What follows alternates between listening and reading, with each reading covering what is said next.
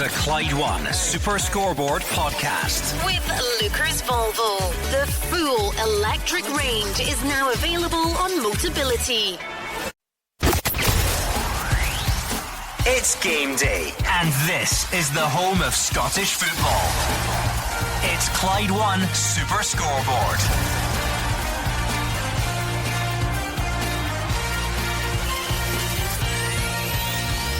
Good afternoon and welcome to Clyde One Super Scoreboard on the final weekend of the Premiership season. It's Trophy Day at Celtic Park as they get ready for one last league celebration.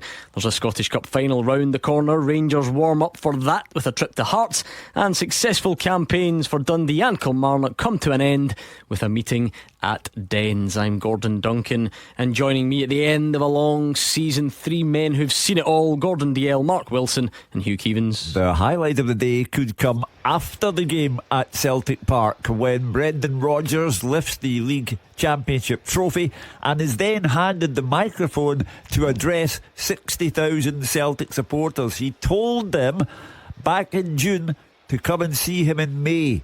Those who had doubts about him, well, the hostile have now turned to the humble, and Brendan Rodgers is re-established as the main man at Celtic Park, with a cup final still to come and the prospect of a league and cup double. I look forward to his words. He is literally a man in the sun. Yeah, there's celebrations, and the Celtic players will take centre stage and celebrate what's been a long, hard slog for them, finished off in style, and a day for the families also. Trophy Day is a special day for any player lucky enough to win a league championship, to celebrate with those who have sacrificed the most throughout the season. A terrific day in the sun for the Celtic players ahead. Yeah, I'm sure everyone concerned with Celtic Football Club will go along today and enjoy it, Gordon, and rightly so. Deserved champions. But you look down the other fixtures, some good fixtures there: Dundee, Kilmarnock, Hearts v Rangers. The sun is out, the sun is shining. We're going to have a lovely day, and I look forward to this afternoon. Sit back and enjoy. Get the windows open if you're inside. Take us out the back garden. Do what you need to do, because we've got a big day of Scottish Premiership action ahead. We're here until 4 o'clock today. And of course later on, your chance to have your say when we open the phone lines as well. There is only one place to start. Trophy Day in the sun at Celtic Park. Roger Hanna is alongside Andrew McLean. Yeah, well, it's a day, a feeling that has become very familiar for Celtic fans over the last decade and a bit, making their way to Celtic Park in May, in the sun, ready to see their team be presented with the Scottish Premiership trophy. This one has run a bit closer than in more recent years, only clinched on Wednesday, but I'm sure that will make it sweeter for many that are in the ground. They'll want to finish the league season on a high as well. So will Brendan Rodgers, saying the other night that he was still irked by losing to Aberdeen on Trophy Day a few years ago, but up against a St Mirren team that will be hoping to disrupt the day as they celebrate their own successful season, securing European football, of course, for the first time in 37 years. As for the team news, big changes for Brendan Rodgers, as you'd expect with a Scottish Cup final on the horizon. He's made 6. Out go Johnson, Carter Vickers, Scales, Forrest, Maida and Ida. In come Ralston, Welsh, Nawrocki, Kuhn, Palmer and Kyogo. So it's Joe Hart in goal for them today, making his final Celtic Park appearance. In the back four, it's Anthony Ralston, Stephen Welsh, Mike Nawrocki and Greg Taylor. The midfield three: Callum McGregor, Matt O'Reilly and Rail Hatate, with Nicholas Kuhn and Lewis Palmer either side of Kyogo. The substitutes being Johnson, Scales, Ida, Carter Vickers, Iwata, Bernardo, Maida and Forrest. It is 4 changes for St Mirren heading into this one. Bolton, Brown, Scott and Mandron all drop out. Fraser, Wamono, Boyd Munce and Olasanya come in. So Zach Hemming in goal. The 3 central defenders: Marcus Fraser, Alex Gogic and Richard Taylor. Elvis Wamono, the right wing back. Scott Tanzer, the left wing back. The 3 in central midfield: Keanu Bakis, Mark O'Hara and Caelan Boyd Munce. A front 2 of Conor McMenamin and Toyosi Olasanya. The substitutes are Minsky, Bolton, Dunn, Strain, Brown, Flynn, Jameson, Scott and Mandron. The referee here in a sun-soaked Celtic Park is Matthew McDermott. The VAR is Kevin Clancy. There may be a few changes to that Celtic team, but still a lot of strength in there, Roger, and they'll be hoping to end this season on a high. Yeah, certainly, Andrew, and the sunshine brings it all back to me. I was here for Super Scoreboard 9.5 months ago, the first day of the season, August 5 last year, a 4-2 win against Ross County. David Turnbull, remember him? Set the ball rolling with a penalty after 17 minutes. Since then, 90 points, 28 wins, 34 players used in the league, 76 first half substitutes demanded by Hugh Keevins. It's been a roller coaster campaign. It's ended with a 12th title in 13 years. Trophy day at Celtic Park, great scenes outside the stadium and the way in coming up Celtic Way, and it's ended with Brendan Rodgers back in the huddle and in the full embrace of the Celtic family.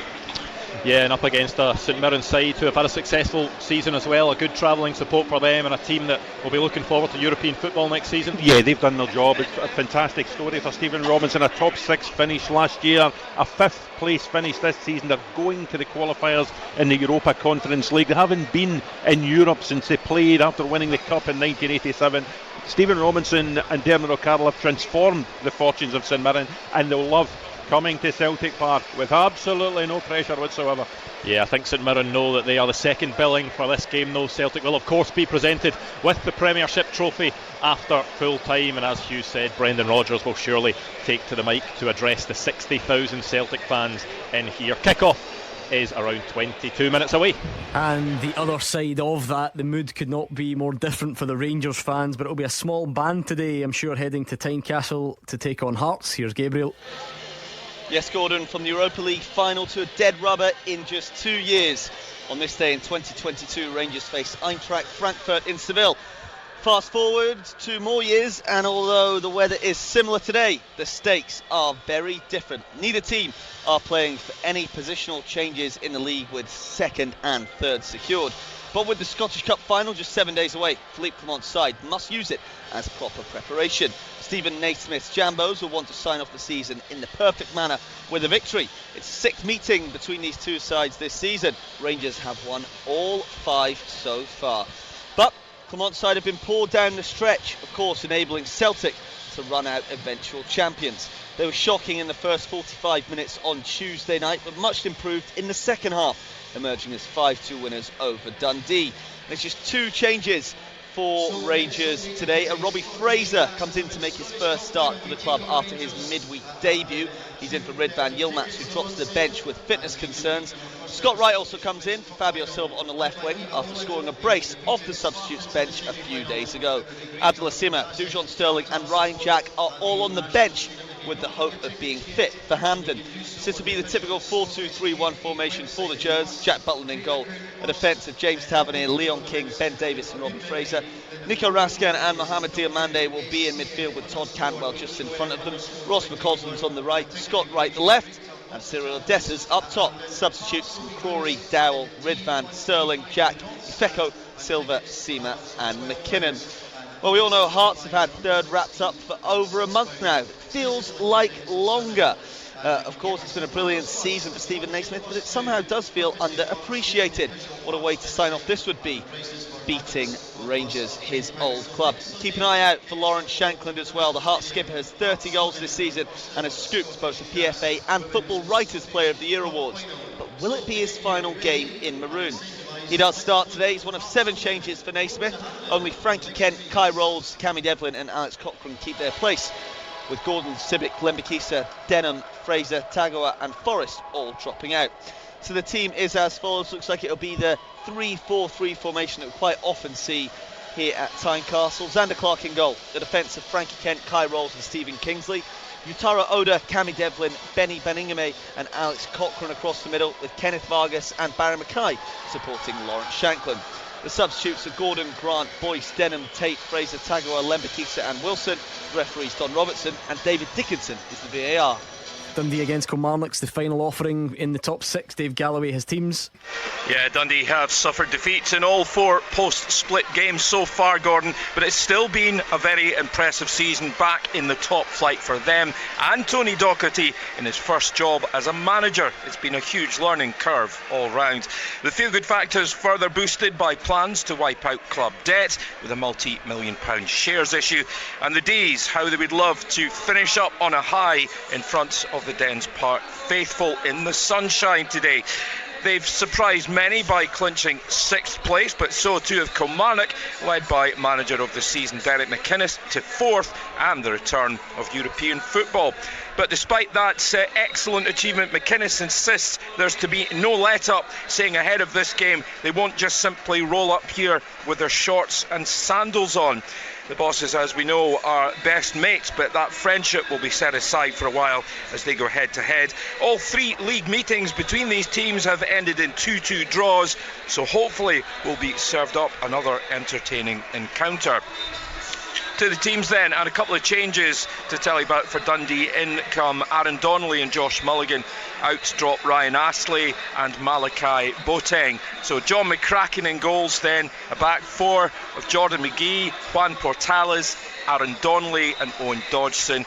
Mo Silla sitting in front. Then a 4 of Josh Mulligan, Lyle Cameron, Luke McCowan and Scott Tiffany, with Amadou Bakayoko up top. The subs for the D's today: Sharp, Astley, Main, Robinson, Robertson, Howley, Boateng, Mellon and Costello. Quite a few changes for Kilmarnock. In come Joe Wright, Rory McKenzie, Fraser Murray, Gary Mackay-Stephen, remember him, and Liam Polworth. Out drop Lewis Mayo, Danny Armstrong, David Watson, Matty Kennedy and Kyle Bissell. And there's also a last minute change to that. Kieran O'Hara, the keeper, has injured himself in the warm-up, so he will be replaced by the original sub-keeper Will Dennis this afternoon. So in goals, Will Dennis. Across the back for Killie, Robbie Dees, Joe Wright, Stuart Finlay and Corey Ndaba. Midfield, Gary Mackay-Stephen, Liam Donnelly, Liam Polworth and Fraser Murray, with Rory McKenzie supporting Marley Watkins. In attack, the subs for Kilmarnock today: Vassell, Kennedy, Armstrong, Watson, Balagizi, Cameron, Stewart and Van Veen. Your matchday referee here at Dens Park is Callum Scott, and on VAR, John Beaton. Big day ahead then in the sunshine. Not something to play for in all the games, but certainly a lot of intrigue in Trophy Day at Celtic Park. We'll go back there next. Clyde One Super Scoreboard with Call Robert Accident Repair. They'll collect, repair and deliver your vehicle, providing a hassle-free service. And now a word from our podcast sponsor, Lookers Motor Group. They have Jaguar, Land Rover and Volvo showrooms across Glasgow and the West, so you can find the new or used approved car that is right for you. Land Rover showrooms can be found in Motherwell and Darnley, and Jaguar, Volvo and Land Rover showrooms found in Hillington. Right now at lookers.co.uk you can browse and shop 24/7, value your part exchange, order and take delivery from the comfort of your own home. Check out lookers.co.uk to get your new or used approved Land Rover, Jaguar or Volvo today, or even pop into the showroom local to you. Now, back to the podcast. The team with the biggest support in Glasgow and the West. This is Clyde One Super Scoreboard. Hugh Keevins, Mark Wilson and Gordon Dalziel in the studio. The top team round about the 3 Premiership grounds this afternoon. Let's go back to Celtic Park ahead of Trophy Day. It's an interesting team. Roger Hannah, it's the first choice midfield, if you like, of McGregor, Hatate, O'Reilly. It's the first choice goalkeeper, but changes pretty much everywhere else. A cynic would say Brendan Rodgers has just picked the guys that are least hungover from the celebrations the other night, but I'm sure there's more thought gone into it than that. There probably is a bit more thought. Yeah, certainly at the back, the likes of Anthony Ralston gets a game. Interesting central defensive pairing, the lesser spotted Mike Nawrocki and alongside Stephen Welsh. And you have to remember, Gordon, that midfield 3, it's not as if they have been playing week in, week out all season. Callum McGregor and Rio Hatate missed a fair chunk at the start of this year. Neither has played a huge number of games compared to the way they did last season, so they're probably needing a game of football, and he's just rotated the front three that played and won the league, clinched the title at Rugby Park on Wednesday night. They get a rest. Back comes Lewis Palmer, back on the other side comes Nicholas Cowan, and of course Kyogo's up top. Mark, you've been involved in Trophy Day, and Brendan Rodgers presented it in a way that I hadn't really thought of before when he spoke yesterday, talking about how sometimes if you win it a while in advance, everyone sort of, you've won the trophy, it's had the chance to sink in. I'm not saying people are over the celebrations by the time Trophy Day comes along, but it's a bit of a formality. But actually this is the first time Celtic Park's had the chance to collectively celebrate what happened the other night, so maybe it will have a bit more of a punch than in other seasons when you win it miles before. Well, I think so. I've been involved, or lucky enough to be involved in both sides of it, where we wrapped up the title with something like 4 or 5 weeks to go. It was a bit of an anticlimax, and then the performance kind of fed into that, and it was a bit of obviously it was a great occasion when you lift the trophy, but the atmosphere wasn't there. I've been there when you win it in the last 8, and it's fantastic. So I think today there is a real party atmosphere building. Of course, the sunshine outside always helps that case along. And I said earlier on, it's a day for the families as well. When you win the title, or trophy day is at your home pitch, where you can get the families who do sacrifice a lot. They don't see these players an awful lot, particularly when you take into account Champions League games and travelling constantly. This is a day for the players, the squad, the coaching team, and all connected with the club to celebrate in the one place at the one time. But they can't celebrate too long, because although this is a meaningless game today and they want to sign off in a bit of style, they have still got to be looking ahead to next week, and that's why we're seeing some of the players play today and some of the ones miss out, like Maeda and Carter Vickers. No doubt they are missing out purely because of next week.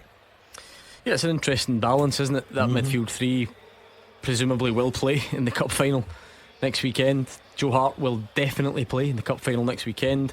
Greg Taylor, and then Kyogo probably, but there's maybe a slight debate given how well Adam Ida did the other night. So it's interesting. Brendan Rodgers has mixed up some areas but not others. Yeah, I'm not surprised he's mixed up. As Roger highlighted, the front three that won the other night there and clinched the championship, they're on the bench, they're rested. The engine room is their middle of their park. That's where their three strong players are. And I thought maybe Brendan would have maybe rested one or two of them with one eye on the cup final next week. But obviously he trusts the lads to go out and play, and they deserve it. And I think, as Matt quite rightly says, it's all about going out and enjoying it today. But you've got to remember that you want to finish in style, you want to go with momentum. You've got a Scottish Cup final coming up next weekend. Some of the players probably playing for a place in the bench as well, because I think Brendan will have his strongest 11. So it'll be an interesting afternoon. Party atmosphere at Celtic Park. Let's go back to Tynecastle. Gabriel, remind us of the Rangers subs if you could, please. So the substitutes: Gordon McCrory, Dowell, Redvan Yilmaz, Dujon Sterling, Ryan Jack, Fecco, Fabio Silva, Abdullah Sima and Cole McKinnon. I think what's interesting about that, Gordon Dalziel, is the minutes that a few of them get with the cup final in mind. Of course, Rangers don't want to lose heavily or lose at all today and add even more negativity, but really Yilmaz, Silva, Sima, Sterling, Rangers fans probably want all four of them to start the cup final next weekend. Is it about just managing all that today? Yeah, I think it was an easy decision for the Rangers manager to get such a lengthy injury list, Gordon. He cannot afford any more injuries to what they call the big name players, so they're on the bench, and I think rightly so. It's a quick build up when we have 3 half-12 kickoffs and we come on air at 12. I can't believe we're there already. Kickoffs are next, and we go back to Celtic Park ahead of Trophy Day. Clyde One Super Scoreboard with Carl Robert Accident Repair. Fault and non-fault insurance specialist. Robert will even pay your excess. The winning team all season long. This is Clyde One Super Scoreboard. It's almost kick-off time. Let's go back to Celtic Park. Yes, a guard of honour from St Mirren, the players and their staff for Celtic as they took to the pitch there. A day of celebration, a day filled with emotion as well. Supporters will be sharing these moments with their families, and some of these players potentially making their farewell appearance at Celtic Park as well. A day for everyone to soak it all in and have a bit of fun before inevitably more madness in the Scottish Cup final next weekend as well. And what a day for Brendan Rodgers. He's talked about the awkward 6 months that he had to endure upon his return, the challenges faced throughout the season, the fans he's had to win over as well. But Roger, today could well spark a shift for those that had seeds of doubt still about Brendan Rodgers returning to Celtic. Yeah, absolutely. He's proved any of the doubters wrong, I think, Andrew. And this is his reward this afternoon. The firecrackers going off here at Celtic Park. The guard of honour, as you say, from the St Mirren players. Callum McGregor leading the champions out. It's hard to think that in the depths of midwinter, even Santa Claus is getting jeered here at Celtic Park. Now in the spring sunshine, the Celtic family are reunited together. They've won the league title again. They will head to the Scottish Cup final at Hampden next Saturday looking for a double, and already they will have one eye on the new look Champions League and the riches that competition brings. It certainly is a significant day for one man that's going to be in between the sticks for Celtic, Joe Hart. I watched him after he finished his warm-up. He was going down the tunnel. I don't know whether it was the heat of the day or whether it was the emotion of the day, but a big exhale as he made his way down the tunnel. He looked emotional. He's talked in recent days just about how much this club means to him, that it's been the perfect way for him to finish his career, and what a day this will be for him. He is going to go. He almost went. You saw some of his Instagram pictures in the dressing room at Rugby Park on Wednesday night. He will be in tears before this season finishes. It may even be here at Celtic Park. His farewell to Celtic Park this afternoon. And these Celtic fans in this stadium as the team make their way into the huddle, they'll be keeping a keen eye on Matt O'Reilly here. They'll be hoping that this isn't his final Celtic Park appearance. Yeah, it's a very good point, Andrew. I am pretty certain there will be more interest. Atletico Madrid, as you know, interested in January. Girona as well, who are headed for the Champions League. Leeds United, who may well be coming back to the English Premier League, have been previous suitors. And to be honest with you, if you're a club in one of the top European leagues and you're not watching Matt O'Reilly, then you need to improve your scouting network. Well, Celtic will get their hands on the Premiership trophy, but there's a game of football to be played first, and it's underway here at Celtic Park. Clyde One Super Scoreboard Goal Flashes with M&D Green Pharmacy. For men's health, get advice and private prescriptions from qualified pharmacists.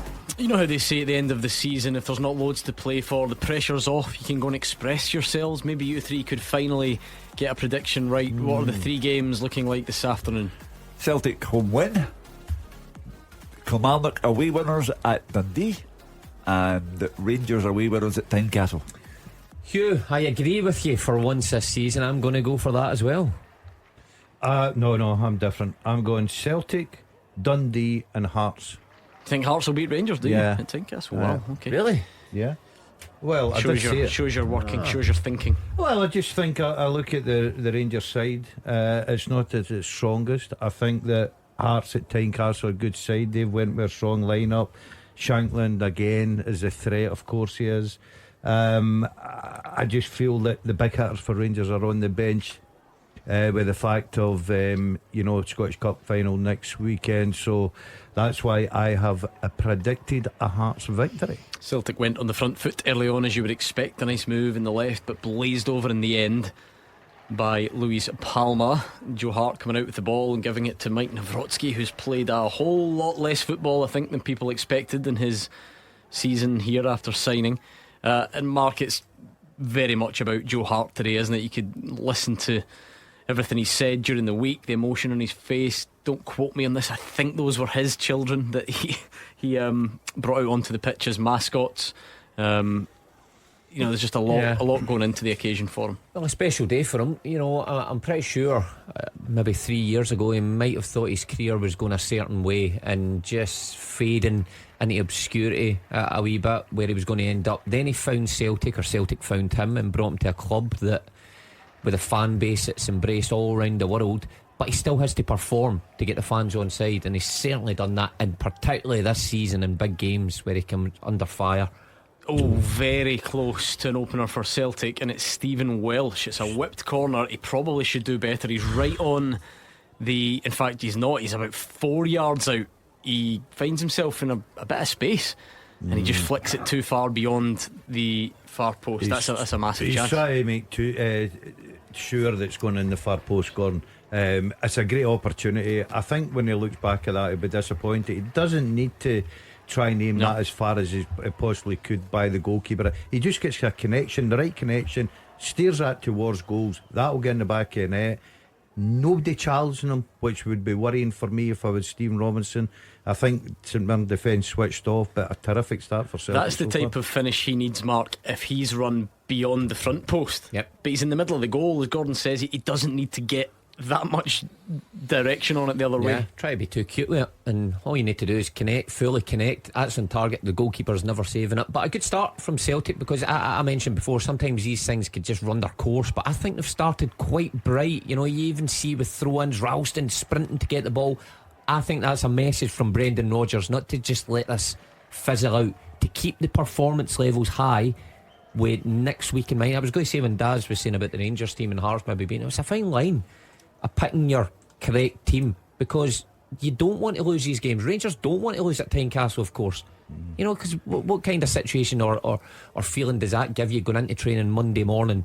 A big build-up coming off the back of a defeat. So both managers had to think carefully about what they wanted out today's game. For the Celtic players, there's a whole lot of emotions swirling around.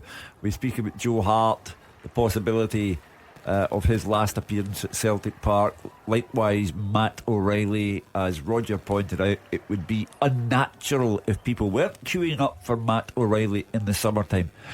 And they've got a cup final against Rangers to come, so there's such a lot going on for these Celtic players. But they've started very positively, and there are some like Nawrocki, like Kuhn, like Palmer, who have to show that they can be part of what is coming ahead. And Celtic want to have the momentum. Started with the win over Rangers. It seems a long time ago. It was only last Saturday. The win over Rangers, the 5-0 win at Kilmarnock, the best football Celtic have played all season.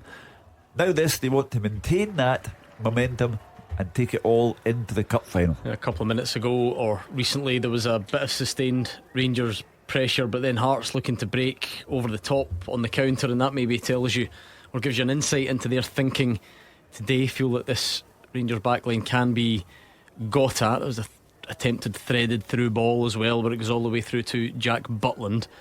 And it's just a really awkward day for Rangers, Gordon. You don't want to lose. It just adds more negativity, more doom and gloom. A win doesn't really do much either, though. You're hoping nobody else gets injured before the cup final.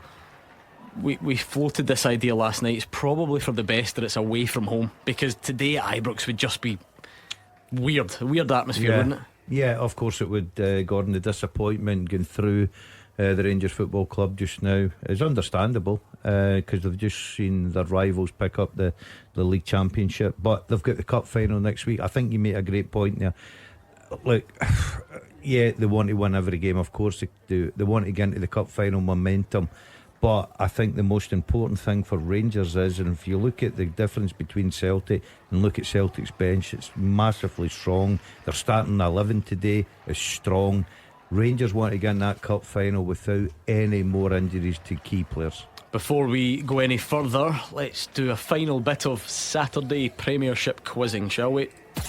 The first half teaser with the scottishsun.co.uk/football for the best football news and opinion online.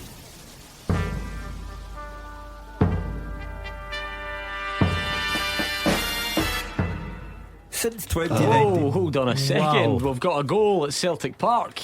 Goal flashes with M&D Green Pharmacy. Party poopers. St Mirren have opened the scoring. It's the first time they've been up the pitch, and it is Mark O'Hara. I think it was a throw-in initially into the box. Celtic couldn't clear. It bounced around a few times, and there was the St Mirren skipper to fire a low finish from round about the penalty spot into the corner. The outgoing Joe Hart couldn't do much about that one, and it's Celtic 0, St Mirren 1. Well, there goes Joe's clean sheet on his final appearance at Celtic Park, but all credit to St Mirren. It's the first time they've been up in a meaningful way, and they've just smashed it, as they say. It's Callum McGregor actually in the middle there, fighting for the ball, headers it down, tries to clear it. It falls to O'Hara. I'll tell you what a terrific strike. Joe Hart rooted to the spot, absolutely no chance. And we were just talking about how good Celtic started, looking sharp, doing everything quick. What a good goal that is. Mark, that is the beauty, and that's why teams do it. You put a ball into the box, that can just happen. There's not loads that Celtic can do differently there. A ball will sometimes bounce. Callum McGregor's not as strong as the guy he's up against, and it'll fall a certain way, and before you know it's in the back of the net. Well, it's a really good finish first and foremost from O'Hara. I think obviously Celtic defensively poor. I just wonder if that's a meaningful game, if Rio Hatate maybe reacts a bit quicker than he did. So. If you see him, he's closest to O'Hara, and he kind of slows and just allows O'Hara to put his boot through it. So really disappointing from Celtic point of view, but it's still a long way to go. Well done, St Mirren. That shakes things up a bit, because Celtic have been rampant in recent weeks, and the way they started, it did look like that would continue today. But the first time St Mirren got the pitch, throw into the box, falls for Mark O'Hara, and he scores. Well, it takes all the emotion and the romance out of it all now. It's a football match again. You're a goal down, you don't want to finish, having won the title on Wednesday night, they want to finish at home in front of 60,000 people on the losing side. So you can take away the romance that you first thought of, and you can introduce realism now. There's a football match to be won. First goal of the afternoon then, still waiting at Tynecastle, not really come close there. And at Dens as well, Dundee Kilmarnock. Something fitting about that game. Two old pals, Derek McInnes and Tony Docherty, meeting up in the sunshine. Both had good seasons. They tend to draw every time they play this season anyway, and just enjoying themselves out there. Yeah, it must be brilliant for them. Look, they're still competitive. They still want to beat each other, of course they do, but they're going up there to enjoy it. And obviously Tony Dock and Derek McInnes, who's Sports Writers Player of the Manager of the Year, rightly so. I thought he's had a terrific season, and so has Dundee under Tony Dock. But I think that'll be an enjoyable game for both managers. Shall we do this again? Oh, of course. Oh, yeah. Just forget your dramatic music. Just read the question for us. Since 2019, and excluding own goals, half a dozen players have scored in a men's Old Firm game at Hampden. Name them. Since 2019, and excluding own goals, no OGs, 6 players have scored in a men's Old Firm game at Hampden. Name them. Go on then, it's a race at Clyde SSB. What a chance to make sporting history, to be the final winner of the first half teaser this season. Do get your answers down on one tweet, send it to at Clyde SSB, and there we are. Right, so Celtic then back trying to make amends for going a goal down. And Brendan Rodgers doesn't want to take that microphone after lifting the league trophy and first of all say sorry for a home defeat to end it all. So yeah, we pointed out how important it was for Rangers to try and get into this game next week against Celtic momentum. It's the same with Celtic. Yeah, of course. You don't want to, as a damp squib this afternoon, if that happens. I know that it's a full season, but you want to finish on a high. There's a party atmosphere there. They're all waiting for Brendan to address the supporters after the game and everything that goes with it. So you want a performance and you want 3 points, but St Mirren ain't there just to make up the numbers, and they've got to a terrific start. It'd be indicative of a Celtic season, really, if this had to end like this. You think of some of the performances I've put in. I think, was it after the Dundee game, 7-1 at home? Did they then go to Tynecastle right after and lose? And there's been many of those along the way. Good performances followed by substandard ones that's maybe cost them points, or they've struggled. 11 minutes in, I think we're maybe a bit early to worry. No, I'm not saying it's going to end. I'm saying if it had to go like this, and if Brendan Rodgers had to take them out, like you was saying, it's sort of taken that fashion all through the season. I still believe Celtic will win this. It was a disastrous free kick inside their own half from St Mirren, but luckily they do regroup. Goalkeeper, I mean, literally it's one of those, he's just going to clear it up the pitch, but he somehow hits it off his own defender, who then sees the ball falling to a Celtic player, but they couldn't quite make it. Well, Pal might have gone down the line here, but I think it's a big afternoon for him. He's one that came in and had all the right numbers in the opening stages of his Celtic career, and then did all the wrong things, started making things difficult and all about him, and that's why he found himself out the team. I think he's got to start playing his way back into that starting 11 sooner or later. Cyril Dessers with a strike straight down the throat of Xander Clark, who's back in the Hearts goal. So the Rangers striker, as we've debated many times, everyone knows the story. His goal return's pretty good, but that hasn't saved him from the critics this season, and he's trying to get another one this afternoon. And interesting as always to see that goalkeeping situation. Craig Gordon got his game time. He got his game time to try and show that he can head to Germany. Yeah, but what I think it shows is Xander Clark is certainly, in Stephen Naismith's mind, the number one goalkeeper. But he has given, and Craig Gordon can't argue, he's given him game time, he's given him the opportunity to make sure that Steve Clark's still thinking about him. I personally don't think he'll be on the plane, but it's up to Steve Clark to pick the squad. VAR check at Tynecastle for a pulled shirt on Cyril Dessers, so maybe we've got a bit of drama. And no, we don't. Nothing. Play on. Remember the kind of criteria they tend to look at with the pulls is, does it stop Cyril Dessers getting to the ball? Does it is he definitely in that area, that sort of thing. It's not like every shirt pull would be pulled back, and we play on. Your pal Willie occasion. Collum will sort all this out now that he's going to be the head of That's right. referees. Huge week for you. Great We haven't appointment. spoken about it. Great appointment. I can't wait to see him, to congratulate him. Terrific. I think that's the way forward for us. Surely, if anything, he'll take you in as like a consultant. All the support you've given him in the show over the years. I've only given him the correct support because I really think Willie is a top class referee. Has he made mistakes? Of course he has. Not denying that. Every referee's the same. Every player, every manager in the sport makes mistakes. We make mistakes in here week in, week out. But it's how you respond to Very them. profound. Yeah, so well done. So you happy again. for him? Yeah, I'm delighted. He's for the him. man to unite Scottish football and take us forward. Deserves it. Very experienced guy. Knows the game inside out. So yeah, delighted for him. Well done, Willie, if you're listening. 15 minutes in, Mark. Time for substitutions here. Aye, sub him to the left of me for that performance about Willie. Aye, we don't want to hear any more about that. Listen, he had a late night last night. Oh God, come on, let's get into this. Delighted was I when that playoff game between Raith and Partick Thistle went to penalties. Congratulations, Raith Rovers, by the way. Commiserations to Partick Thistle. Absolutely robbed. But more importantly, a man who hates going to football games, even when they're on his own doorstep, all the way to Kirkcaldy because he's a guest of hospitality. Right around dinner time, just as people are trying to stomach their food, there's a horrible video of him appears on Raith Rovers' Twitter account wishing everybody well. Oh no. It's Daz here. In fact, I think I've got it. No way. That's in a video. Daz here, back at Stats Park. Have you heard this, Mark? This was his video last night. It's Daz here, back at Stats Park, where I absolutely love my time, had great memories, but tonight it's all about the team, and I wish he's all the very best. Come on, the Rovers, I'm sure he can do it. It's so disgusting, isn't it? You're an embarrassment to this station. I totally agree, mate. I sold myself for a beef. I sold myself for a beef Wellington. So then I did.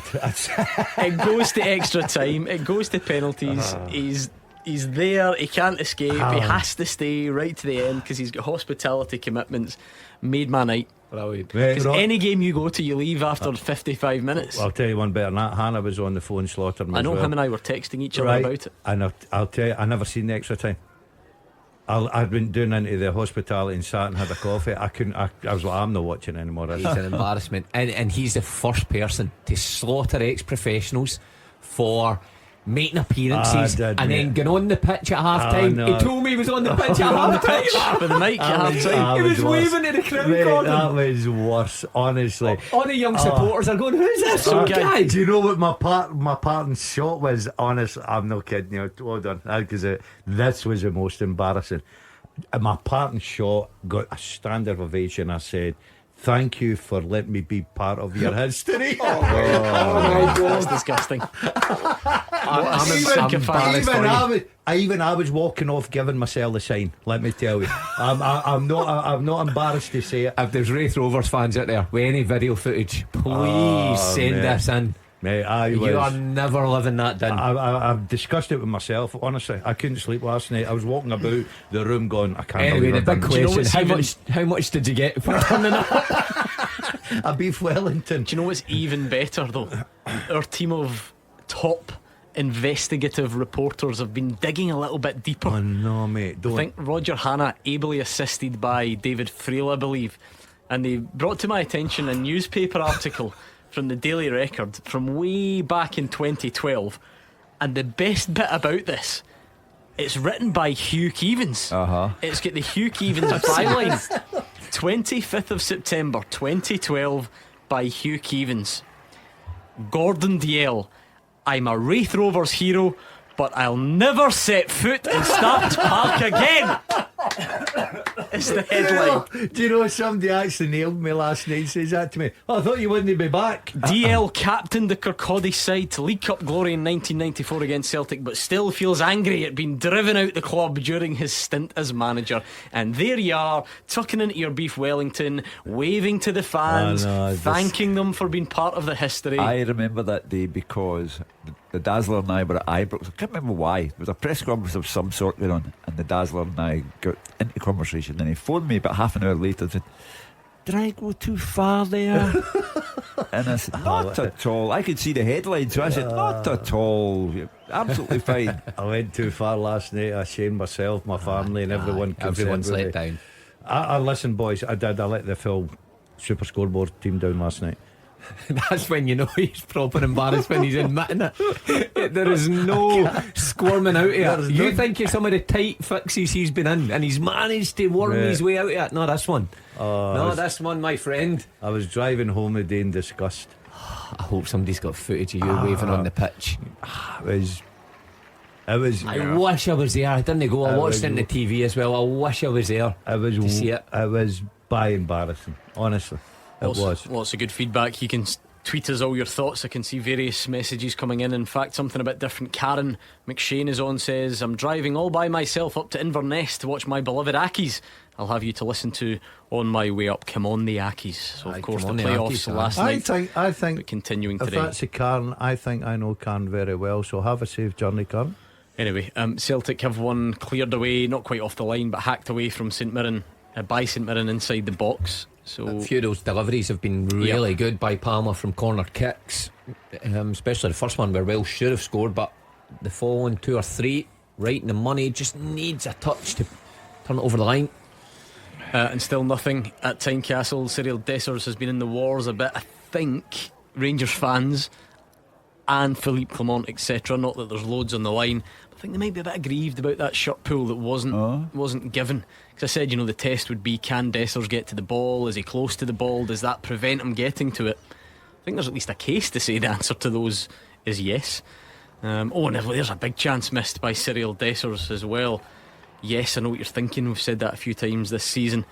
But Rolls was tackled by McCausland, so Hart's getting caught on it, cuts it back, and he has to score. But fair play to Xander Clark, he does his bit, and it is saved. Really just needs to knock it in, and maybe something quite full circle about that, because as we said, chance. Goal. And it's more than a chance at Celtic. Goal flashes with M&D Green Pharmacy. And some things are becoming very predictable. A good goal scored by Celtic and scored by Matt O'Reilly. Falls to him in the box, rifles a left-footed finish. St Mirren can't do much about it, and Celtic are back on level terms. I wonder... No, he's on. Yeah, he does look onside. Kyogo, the lines will get drawn and so on, but Kyogo holds it up. Gogic can only head it into the path of O'Reilly, and he does everything right, hits it down and powerful, so that even a touch off the goalkeeper. Maybe the goalkeeper needs to do better, actually. Yeah, I think he needs to save that. Yeah, but just Matt O'Reilly, for any young midfielder, the amount he gets into the box, that's what he's really added to his game this season. The amount at times he's arriving at the right time, and that's a perfect example. Knows Kyogo's going to knock it down, or it's going to ricochet. It's just about getting yourself in the right position. He's certainly hitting form at the right time. The season's ending too quickly for him. You look at he dipped in January because of the speculation, but since McGregor and Hatate's come in that midfield again, it's just let him go and play. He's getting, Mark says they're rightly so, getting into great positions. As much as you blame the goalkeeper, I think that's a terrific strike. You go back to what Roger was saying pre-match about clubs and the interest on the continent in Matt O'Reilly. How can there not be? That's just the way of the world. Celtic get £25 million for Jota because he was a sensation, and O'Reilly is that. People always think it's a conspiracy. The press are trying to move players out of Celtic Park. It's just the way of the world. Why did you get £25 million for Jota? Because he's outstanding, and O'Reilly's the same. Yeah, it would be the worst conspiracy ever, because you're talking about potentially getting Celtic upwards of £20 million. So it's not like you're chasing the player out for nothing. And Gordon, we kind of said tongue in cheek the other night, Celtic had pretty much won the league, but they're still playing him. He's still scoring, just to further advertise the fact that teams might want to come and get him. If you're a Celtic fan that wants to keep him, you're probably wishing he wasn't playing today and not continuing to put himself in that shop window. Yeah, it's one of those ones. After looking at mid-January into February, people were going, I wish we had sold him. His form's really, really dipped. But I've just thought it was the fact that speculation does get to you. Of course it does, as a young footballer. But I think they missed Hatate and McGregor in that middle part. It frees him up to go and play, get into great positions. He's been terrific. Oh, I'm getting some good feedback now from your appearance at Starks Park last night. Our colleague Kat Harvey was there. She won't be happy, obviously, but because she was in the Thistle end, she couldn't hear a word that you were saying for all the boos from the Jags fans. Penalty. And what's happened here? Penalty. Penalty. St Mirren. We'll just reflect on that. Did the Thistle fans think you work in a bank? Yeah. Is that what they were shouting? I thought it was a banker. Yeah. Right, that was strange, that. Yeah. Anyway, more importantly, penalty to St Mirren. It's a makeshift backline for Welsh. Celtic, and you can kind of see, because Welsh makes a mess of the initial header, and then when he chases in and tries to pick up his own mistake, he's just bundled into the back.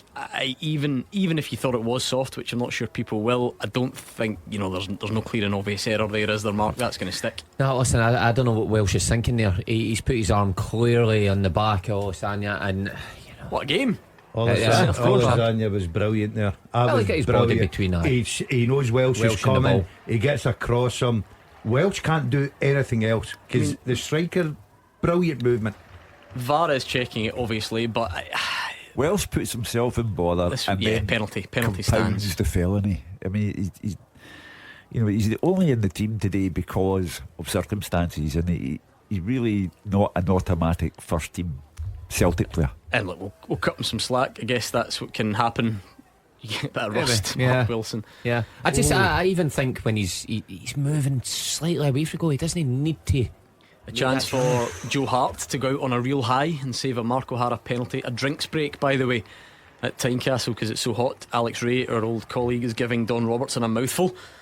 He's not happy with something that he's seen. Mark O'Hara, the chance for a double at Celtic Park inside 25 minutes. I think there's something about Mark O'Hara. He likes to score in live televised games.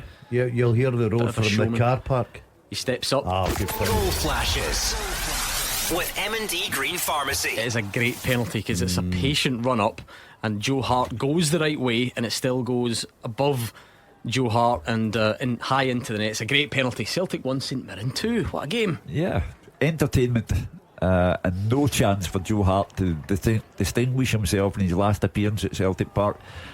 Mark O'Hara, the top man so far, and it's a proper game of football. Good player, Mark O'Hara. He certainly knows his way to go for a midfielder. He dipped a bit as well. A wee bit, but he's had a couple of injuries and things and missed a wee bit of action. But good player, good penalty that. Composed into the top corner. Good game. Sometimes these games are just running the mill, just play out to the 90 minutes and everybody's waiting for the celebration. I'll be lively in the car park there. Hope he's left the window. It's a hot day.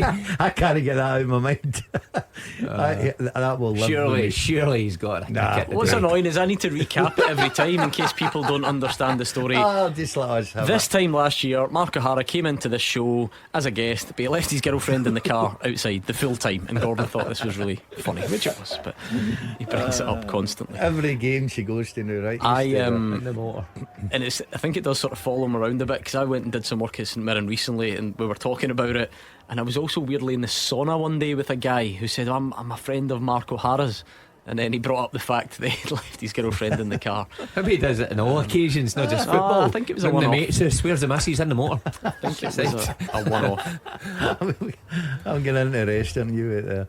Mark, is this a bit of a lesson? Well, it can't really be a lesson on the last day of the season, but maybe a reminder of what Celtic have gone through a couple of times in terms of getting moments in games left.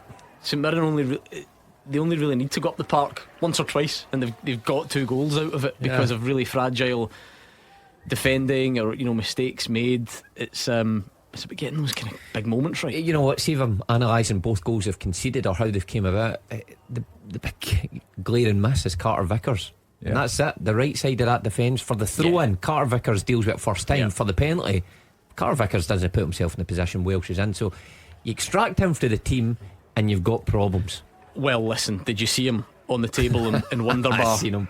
On Wednesday night? Cameron Carter Vickers. So I'm not surprised he's not on the pitch from the start this afternoon. I know how he feels. That's my favourite place. Oh, is it? Oh, you do like the Wonderbar? I've never been in. I've been in it twice. I love it. Yeah, you're not up in the chairs like Carter Vickers was. No, a man of your age. No, and that I couldn't get back down. So no, but I love it. Well, So Stephen free Welsh is entry when I arrive. going to go up for a corner at the other end to try and make amends. He's not had a great day because he missed a glaring chance. Stephen Welsh then gave away a penalty. Great ball. At the other end. Celtic's set piece delivery has been good. It's been pretty close. Play is going to be stopped there, which will, frustrate Celtic in a sense, but it's just I think a clash of heads. I think Stephen Welsh had every right to go for it. He does collide heavily with the St Mirren player who's down, but Celtic were about to whip the ball back in to the box, but I don't think Matthew McDermott had any choice, had to stop that one. Both players are getting a bit of treatment. Matthew McDermott had a wee haircut, hadn't he? A wee bit of style on the hair. I think he's always Has he? got that sort of sharp hairdo, I would say. Put a bit of effort into that. You wouldn't get that through Willie, would you? Well, Willie's baldy, that's how.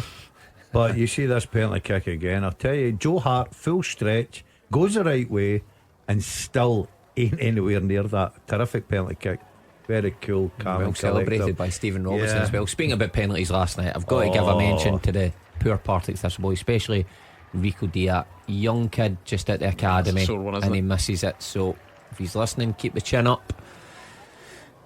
Brave enough to step up there and take it. That is the thing, straight on the base of the post as well. It wasn't far away, but so you must have enjoyed the drama in the end. Come on, you've got carried away. You've all the part of the Wraith Rovers history and all that. You must have been delighted to see your old team doing it in spot kicks. I went out for the penalty kicks because I love penalty kicks, and by pure luck it was down at the Wraith end.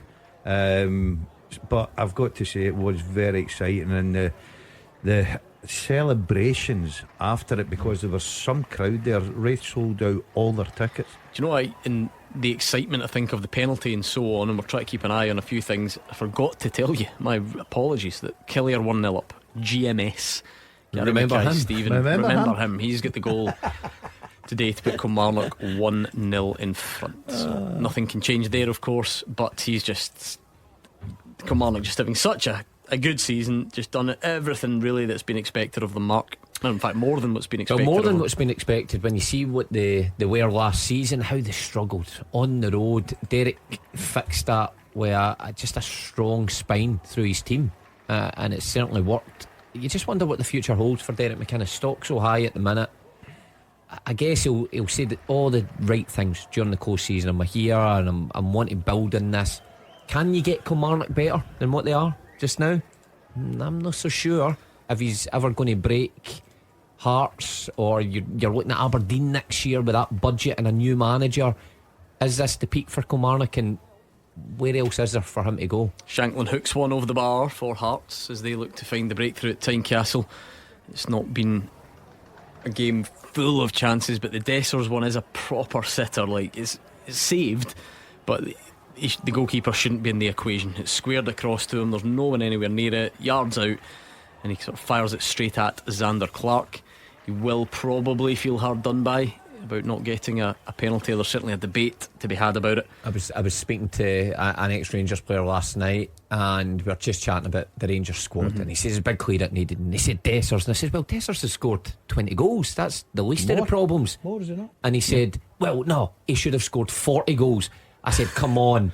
But when you see chances or hear chances like he's missed there, you think, I wonder how many he actually realistically should have had with some of the glaring misses he's had. Not just half opportunities or taking an extra touch, but misses like that. Without naming them, Charlie Miller shouldn't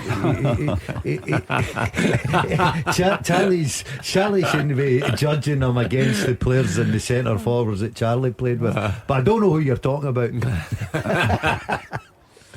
Anyway, quite a lively old afternoon. I don't think many people expected St Mirren to be leading 2-1 after 32 minutes, but that's the way it's been. It was a mistake by Stephen Welsh that gave the penalty, and Mark O'Hara dispatched it.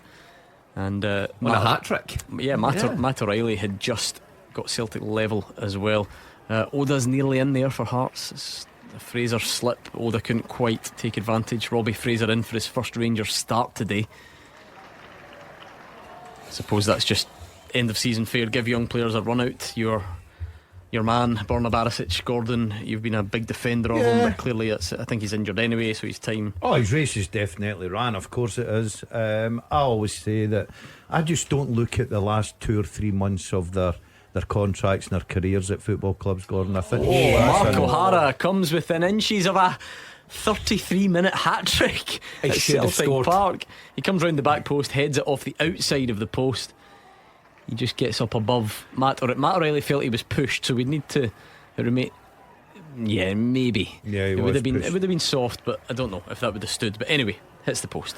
Well, you got a makeshift defence, making makeshift mistakes. St Mirren. Nah, free kick was given. It was Yeah, but it was a push. No doubt. but at the about same it. time, the goal time, Castle. Goal flashes with M&D Green Pharmacy. Hearts 1, Rangers 0, and it's obviously Lawrence Shankland. It's a good ball through. We know he doesn't need many chances to find the back of the net. Takes his time, dinks it with his left foot. He's shown a vast array of finishes this season, and he can add that one to the highlights reel. It's his 31st goal of the season on the final day of the Premiership campaign, and it's another lovely finish from Lawrence Shankland. Well, just when you think that Matt O'Reilly could have been, really overlooked for Player of the Year, Shankland then just steps up time and again. His outstanding goal midweek, followed by a 31st goal. This guy just keeps producing. And by the way, from a selfish point of view for us all, never mind Hearts, about Scotland. In form at the right time, going into the summer, he's going to be a huge asset for Scotland. His goal against St Mirren was sensational. That was great, wasn't it? Oh, sensational. I actually had to look at it twice thinking, did he actually mean that? And he certainly did. He's been absolutely brilliant. I said at 12 o'clock that I fancied Hearts today. You did. And I fancied Shankland. You did? Yeah, so I'm in bit of fire. time to go here. You've got a I'm bit in early. fire. Hugh, I've learned off the best. I've learned off you, mate. I'm going early. It's the last game of the season, league game, so I'm going early. Kyogo went down in the box and was hoping Matthew McDermott would point to the spot, but the offside flag was up. I'm not sure. The penalty would have been given anyway. He's offside, yeah. He's off. Yeah. Oh, don't bother with the lines then. You can just tell, can He's you? offside, mate. Right, Yeah, okay. Just get I'm you then going- to sit in Clydesdale House and just watch I'm going random with, I'm replays. going with the cut for the Oh, the you shouldn't. groundsman. Yeah, he's had a good Friday Yeah, night. well, listen, the penalty's not getting given anyway, but it's a lovely goal that from Lawrence Shankland, so it means both Celtic and Rangers are losing on the final day. And Mark, what can you say? What's not been said about this guy's finishing this season? Well, he's just had it all. He's had tap-ins, he's had spectacular goals like Daz just mentioned, the one midweek where it's over his head, hooked over into top corner. The one today, dinked finish where he's got plenty of time. Just the all-round striker really that you want, because he can play that withdrawn one in the number 10 role as well. He can lead the line. So much to his game at the minute, and I think we need to utilise that as best we Just can. something about the confidence, Gordon. If you're bearing down on the best goalkeeper in the league, probably, in Jack Butland, it's on your so-called weaker foot, and you decide just to dink it over him. That's the confidence that comes with having scored 30 goals before you get that chance. Yeah, listen, he's a top quality striker. We've got a goal at Celtic Park. Goal flashes with M&D Green Pharmacy. And it's Kyogo who pulls Celtic level for the second time this afternoon. A typical Celtic goal, if that helps you imagine the picture in your head. It's down the right hand side. You can see already where Kyogo is, right in that 6-yard box. It's flashed across the face and he pokes the ball home. Hatate going down that right side. Kyogo's actually involved, and the desire that he shows to get into that 6-yard box is incredible, and a tidy finish as well. This might be the best game ever played after a title's been won. It's Kyogo wins the ball. He gives it to Hatate and he just gets on his bike. And we're talking about top class strikers. Great ball, Hatate as well. But what a good finish that is. He beyond the front post, though, he lets it come across onto his left foot. I'm thinking you'd have probably taken out your right. Lets it come across, side foots up by the goalkeeper. That's a terrific bit of striking. You mentioned that there, Gordon, though, the desire. When that's knocked off to Hatate, if any young strikers watching this, the desire to get off the back of Gogic is there. And it's not an easy ball from Hatate, but that's right, for Kyogo to be beyond the front post but allow it to come across is so difficult. What a goal. 14th league goal of the season, and Celtic should be in front. What a game this is. Luis Palma with a diving header in the box. It goes wide of the target. Should he score that one, Gordon? Well, he'll think he should have scored because it's good play down this right hand side again. Great ball in. Should he score it? Got to. I would have scored that. Oh, right, enough, Hugh. I don't care if he would have scored. Okay, then Hugh would have scored that. I agree with the Dazzler. The Dazzler would have scored that. It's a horrible miss. It's wonderfully created, and Palmer, that's him all over. Hit or miss. What he's trying to be there again is like Welsh. I think he's trying to be too accurate and divert it into the bottom corner. Any contact on it. Yeah, he's just got full contact straight at the goalkeeper. I think on the ball. If that's you, Hugh, you've got time to take your glasses off, get your head in the end of it, and stick them back on. Give my hair a bit of a brush before I do it, and there you go. Even with your cords on, I would have backed you. I would have backed you. Oh, listen, speaking of trouser choices, Mark Wilson is getting it tight. No wonder. On Twitter. No wonder. People not like that. Oh, no. Trousers. No. So we put up a picture of Gordon Dalziel and Mark Wilson outside the Clyde One studio this afternoon. They were enjoying the sun before we came on air. It's like it's a pretty grim picture all round. Gordon's on an office chair again. He's got his legs out, disgusting. It just doesn't look great. But you're getting it worst of all, Mark. Yeah.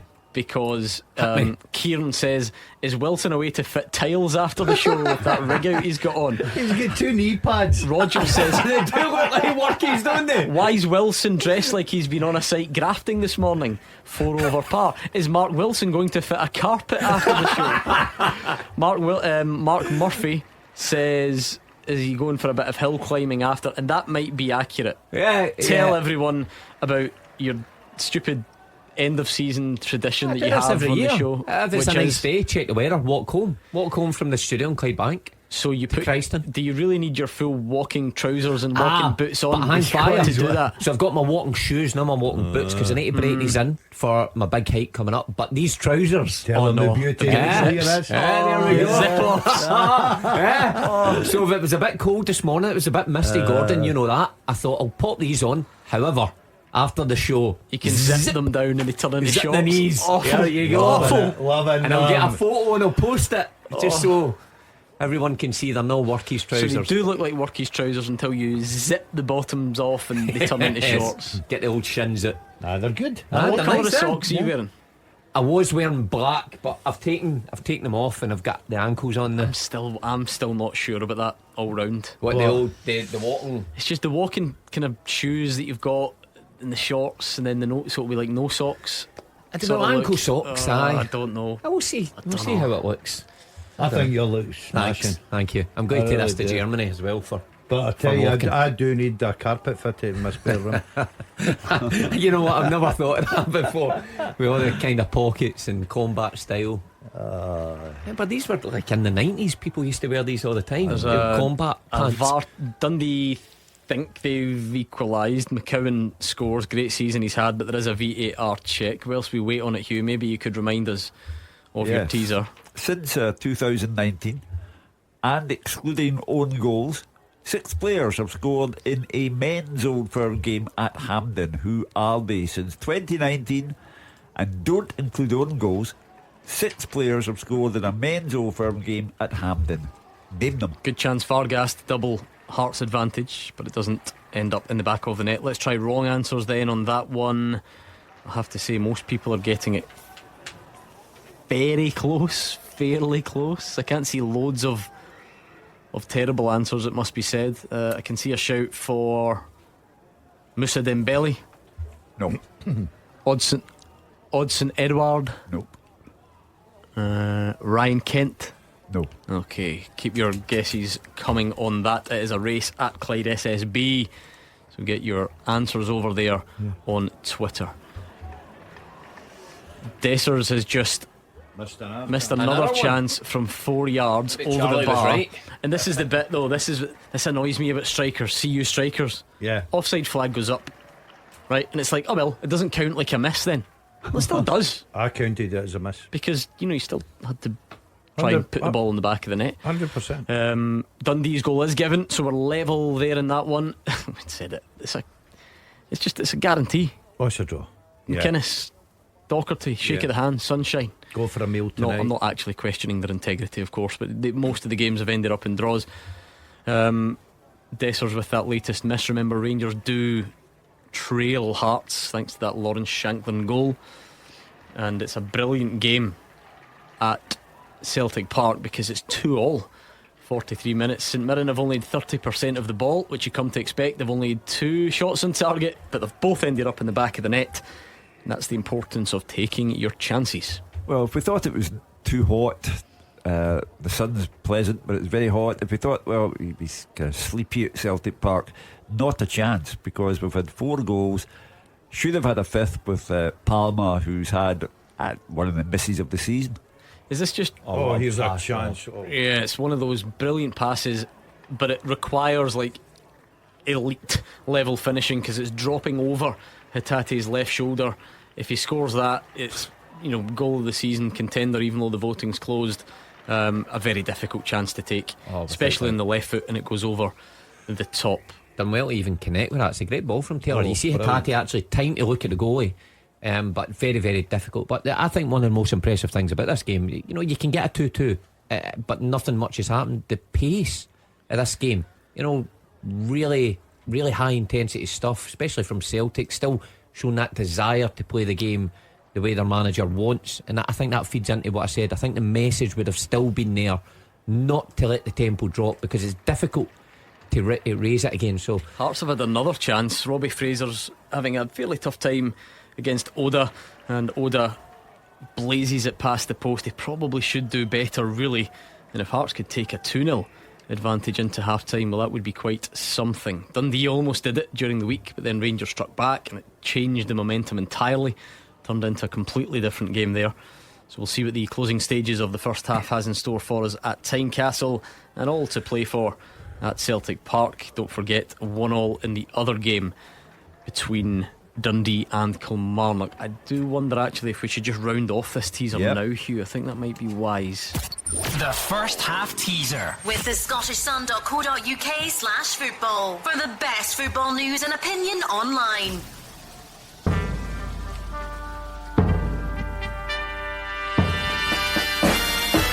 Since 2019, and excluding own goals, 6 players have scored in a men's Old Firm game at Hampden. They are Jota, Kyogo, Alfredo Morelos, Greg Taylor, Scott Arfield and Christopher Julian. Well done if you got them right, and lots of you did. Gordon Dalziel punches the air in the Clyde One studio because he got it right, but none of you as fast as these 3. Jack Donohoe 0-1 was in 3rd place. Cam 11G was in 2nd place, and GTR 1872 was the winner. Well done, GTR. You are the winner of the first half teaser, and we'll do a Who Am I a bit later. Speaking of later, one of my favourite days of the Clyde One Super Scoreboard calendar. I have in front of me your predictions from August, which have been locked away in a drawer ever since, and we will reveal who said what and ridicule them accordingly. But we'll do that in the second half, so one to stay tuned for, I think, certainly. Alan Baxter's also given some nice feedback to the picture of you two outside the studio. He's even gone as far as to say that your bare legs are a better look than Mark Wilson's trousers. Now that's a stretch, because one thing this man hasn't got is good legs. I'm not a short person. No, you're not. You could put anything on me and I don't look good in shorts. Nah. You know what I've noticed? What? Just your hair stops. It works its way down for your knee, and then you've got baldy shins and ankles. I know. Yeah, why is How that? does that Actually, work? I did notice that earlier. I don't What's know. happening there? I can't explain that. I don't. I maybe have to go to explain that. I maybe have to go to Turkey.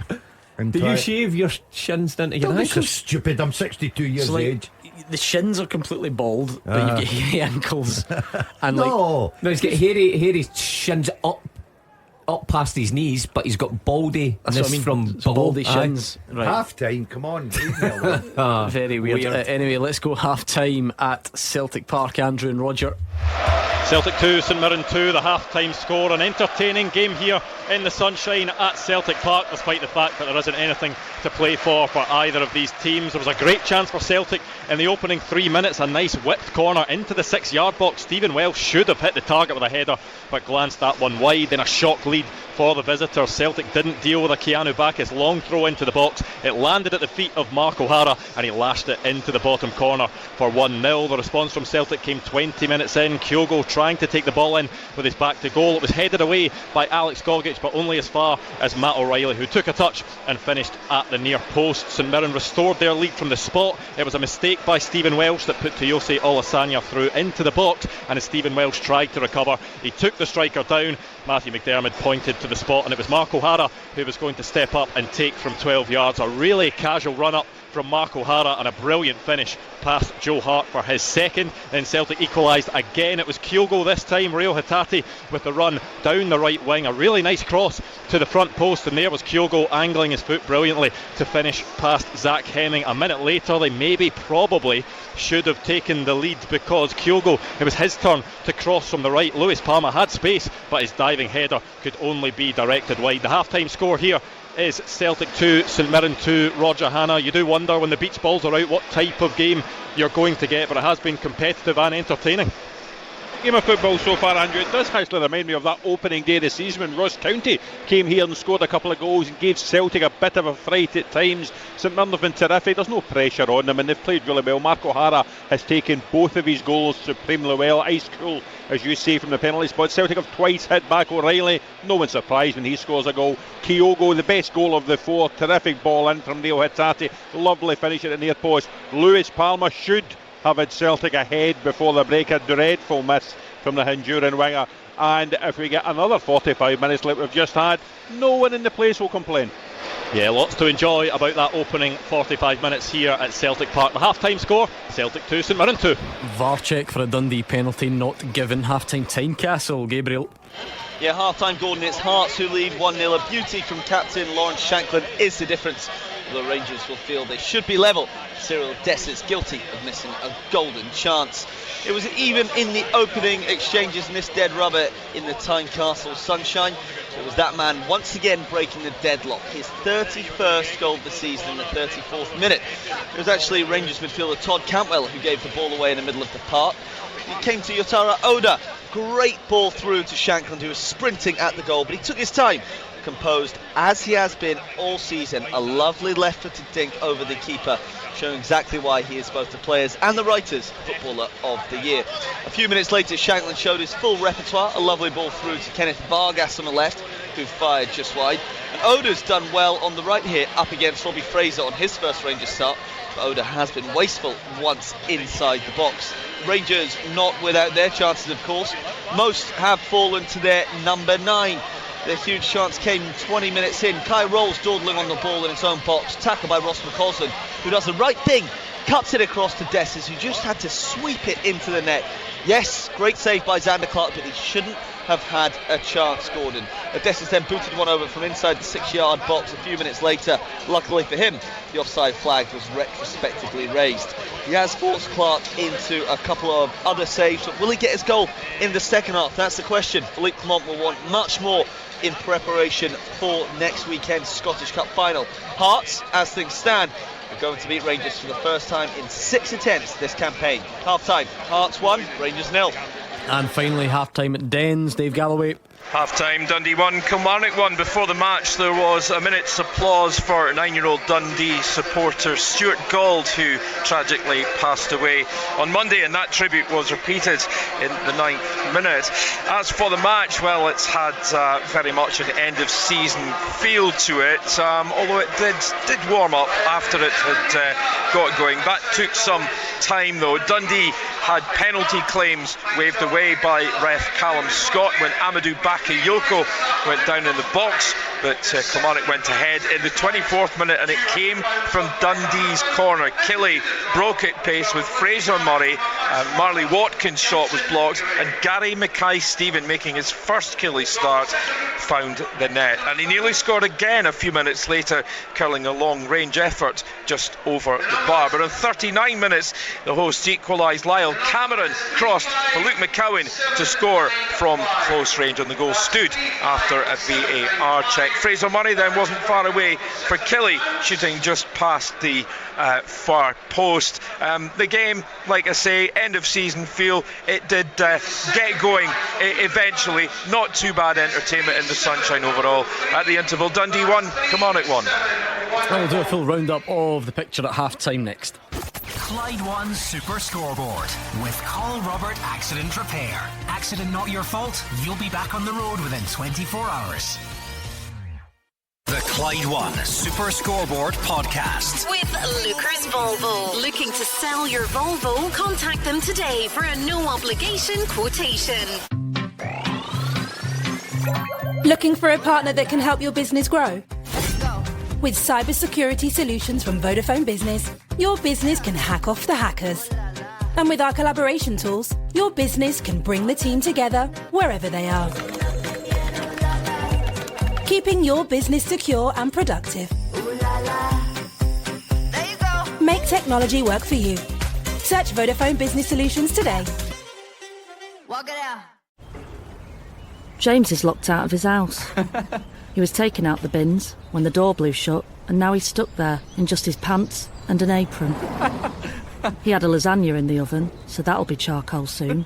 And his new girlfriend's on the way, with her parents, to meet him for the first time. But with tons of original titles from his favourite comedians, he's laughing through it, with comedy on Audible. Subscription required. See audible.co.uk for terms. The Clyde One Super Scoreboard Podcast. With Lucas Land Rover. Looking to sell your Land Rover? Contact them today for a no-obligation quotation. The fastest goals. The expert opinions. This is Clyde One Super Scoreboard. Half-time in the 3 top 6 Premiership games to round off the top flight season. A cracker at Celtic Park, 2 goals apiece.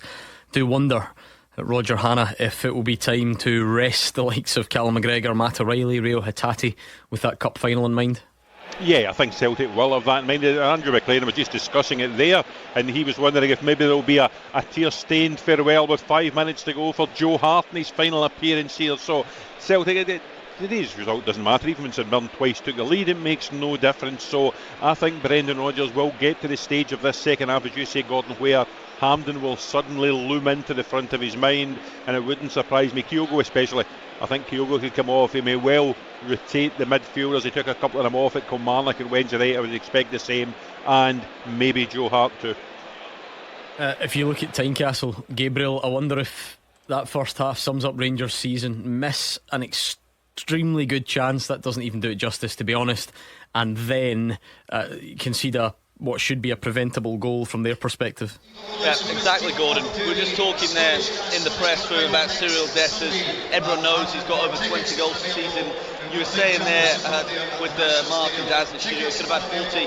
It's not an over-exaggeration, and it's not even the chances he misses, it's the chances that he doesn't take as well. He's lucky that twice he's been flagged for offside when through on goal, otherwise he should genuinely have had a hat-trick. But it's not just going forward that their problems are defensively. Give the ball away too easily in midfield. Todd Cantwell with a misplaced pass, and it's just one pass from Hart straight through on goal, cuts that Rangers defence open.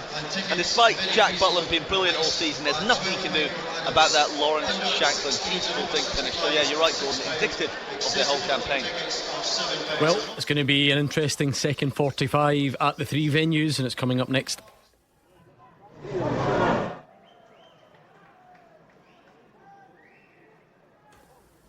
There we go. I thought we were going to take another break in the sunshine, but I guess not.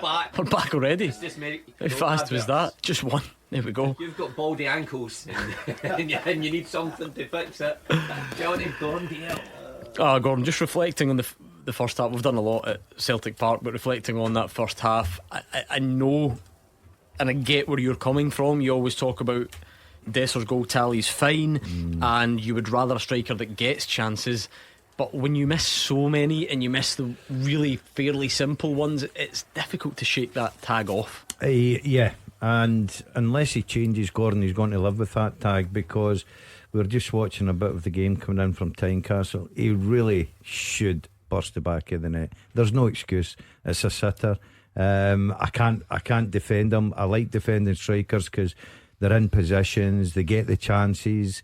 You know, a lot of great strikers have missed a lot of easy sitters in their day, but keep getting back, keep getting the goals. But how could he change? I ask you as a striker. He is what he is, and he's at a stage in his career where he's not going to be transformed into something else.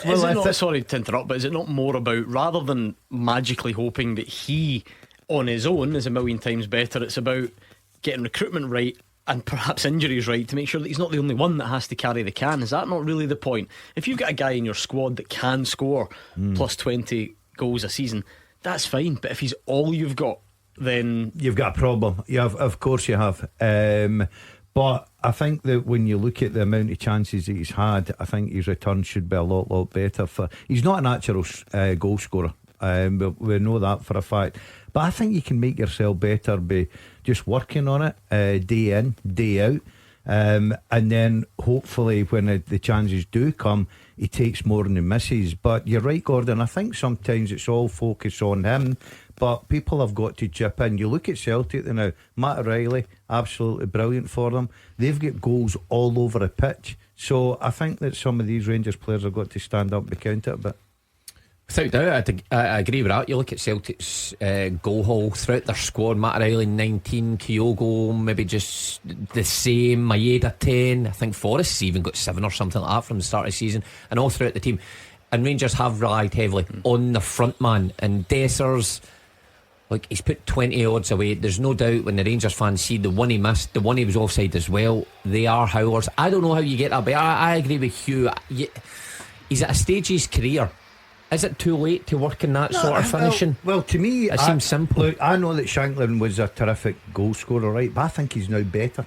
I think the way he can score goals any way at all. He's not young though, Cyril Dessers. Anyway, let me go back to Celtic Park because the teams are back out. Any change at the moment, Andrew?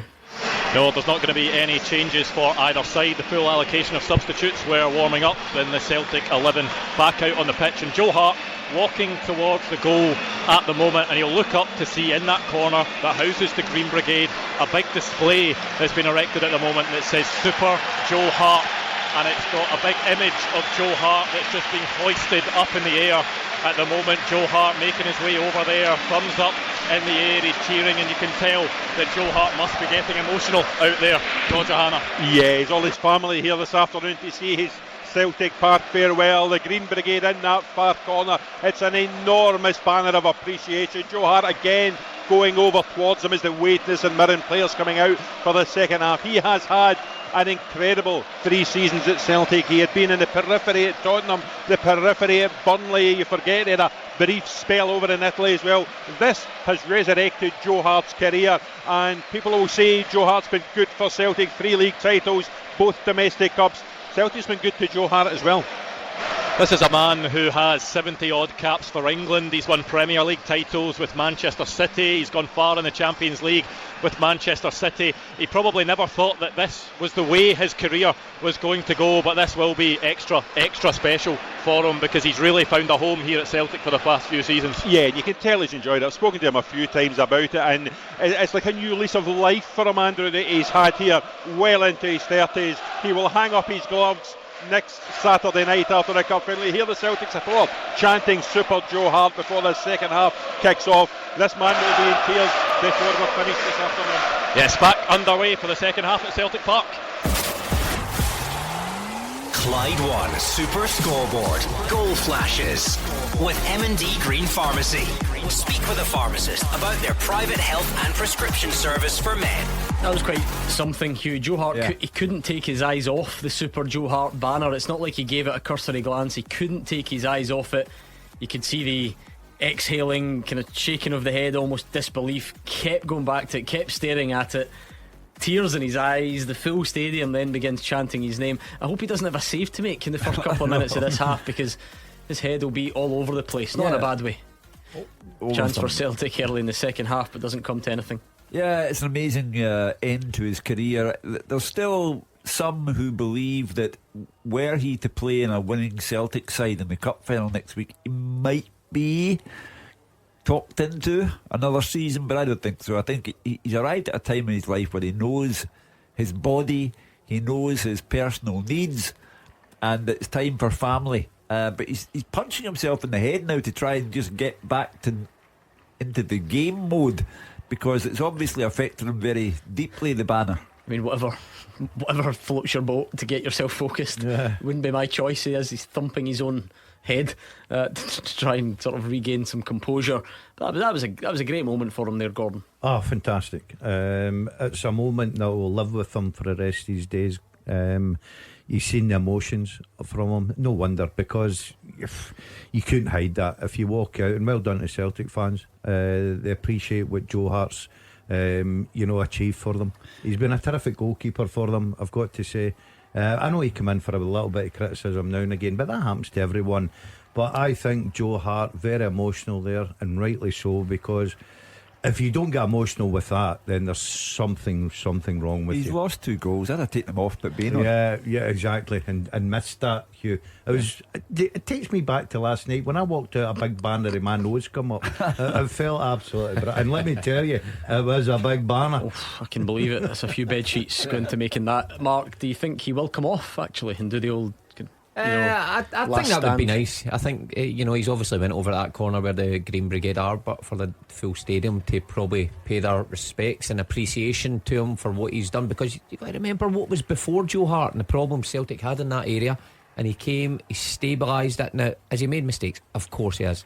Criticism was there, but big saves. And remember when he announced his retirement, still an awful lot of football to be played and an awful lot to be decided. That's never easy as well, but I think he's actually stepped up a level since then, and that's why the Celtic fans have showed their appreciation today. Someone sent me the tweet the other day, and forgive me because I can't remember who tweeted it initially and getting the credit they deserve, but I think it was like one of Joe Hart's first saves that he made in a Celtic jersey, and the place erupted almost like because they had forgotten that that's what goalkeepers were save things with their hands were meant to do, having been scarred prior to that. But there we go. So, and that seems like yesterday, but as Roger says, 3 successful seasons, and he's about to bid farewell to Celtic Park. But still a game in our hands here.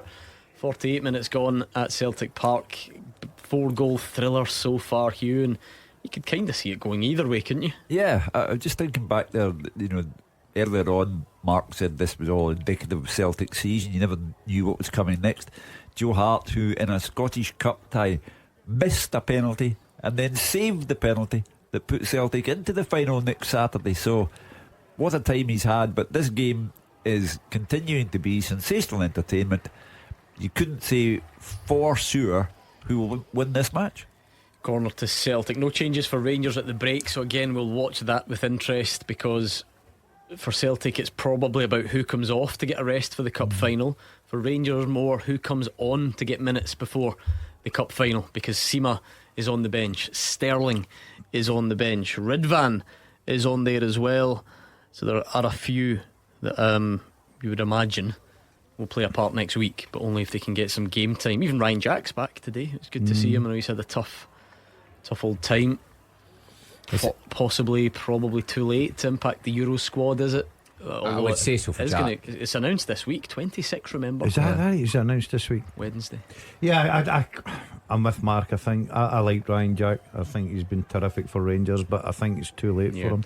I think I'm asking the question more based on how much Steve Clarke likes him, rather than that I'm saying he's done enough this season. You just wonder with that 26. But yeah, probably fair. Did you see the report in Roger Hanna's newspaper this morning? The suggestion that Scotland have given up on the prospect of Aaron Hickey being fit. It totally ruined my morning, that I have to say. You're a big Hickey fan, aren't you? You love him. Well, two things. Just the position. Two things. He's been excellent, so kind of to answer your first point, but more the fact that it's going to be a real problem area going into the Euros. What about your man that used to be at Motherwell, went abroad? Max Johnson. Aye. Too early for him. He's played a bit for Sturm Graz, and he is in the under-21 setup, so it makes sense to a point. A good chance Kyogo snuffed out by Hemming. Look, Anthony Ralston's playing for Celtic today, but he's clearly Celtic's second choice right back. There's also no one else, so it's not just about Anthony Ralston. If it's a squad, who else are you taking? Well, Ralston's obviously got to be favourite. He's been in the squads and he's played some meaningful minutes for Steve Clarke, so you think he jumps up the pecking order. But you're right, Gordon, it's who is the backup. Robbie McCrory plays there, I think, for Bristol. That's a name that's been mentioned. What do you talk about him just now? Good young player. He's not that young. Well, I don't like it when people do that. It's no, just a how old phrase is he that then? they throw in. He's 43. 43. That's young for me. 26. He's no young. Yeah, he was young when he made his debut up here. Goal at Tynecastle. Goal flashes with M&D Green Pharmacy. Rangers level, and it's a great strike from Ross McCausland. It was a left foot in off the post, and that's more like it. I don't think the Rangers fans were too happy with that first half. There's not a lot left to salvage from the league season, but nevertheless, you never want to lose a football match, and they are level thanks to Ross McCausland. Yeah, they could really be doing without a defeat today. Philippe Clement's side, because the atmosphere at Ibrox on Tuesday night when Dundee went 2-up was fairly hostile. They got themselves out of trouble, and we know that he has massive injury problems, the manager, but they really could be doing without losing to Hearts for the first time this season, the weekend before the cup final. I think even looking forward to the cup final, I think a lot of it today is not losing any more ground, Celtic, even though the championship is done and dusted. But when you look back at the points total at the end of the season, you don't want it to look like 9 points. I think that really matters going into the last day, because I was thinking more about, if Celtic lose this though, which they might, and Rangers win, then it looks closer than it actually is. Do you know what I mean?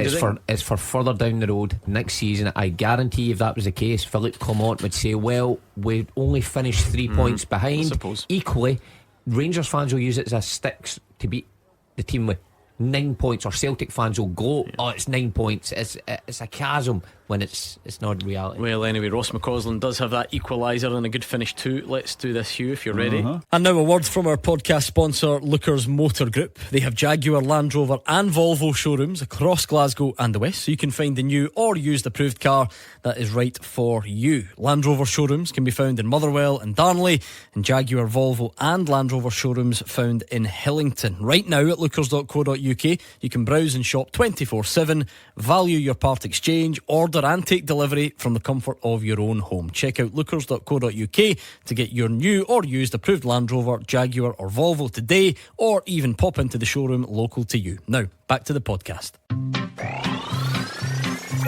Looking for a partner that can help your business grow? With cybersecurity solutions from Vodafone Business, your business can hack off the hackers. And with our collaboration tools, your business can bring the team together wherever they are. Keeping your business secure and productive. Make technology work for you. Search Vodafone Business Solutions today. James is locked out of his house. He was taking out the bins when the door blew shut, and now he's stuck there in just his pants and an apron. He had a lasagna in the oven, so that'll be charcoal soon. And his new girlfriend's on the way, with her parents, to meet him for the first time. But with tons of original titles from his favourite comedians, he's laughing through it, with comedy on Audible. Subscription required. See audible.co.uk for terms. The second half teaser with the scottishsun.co.uk/football for the best football news and opinion online.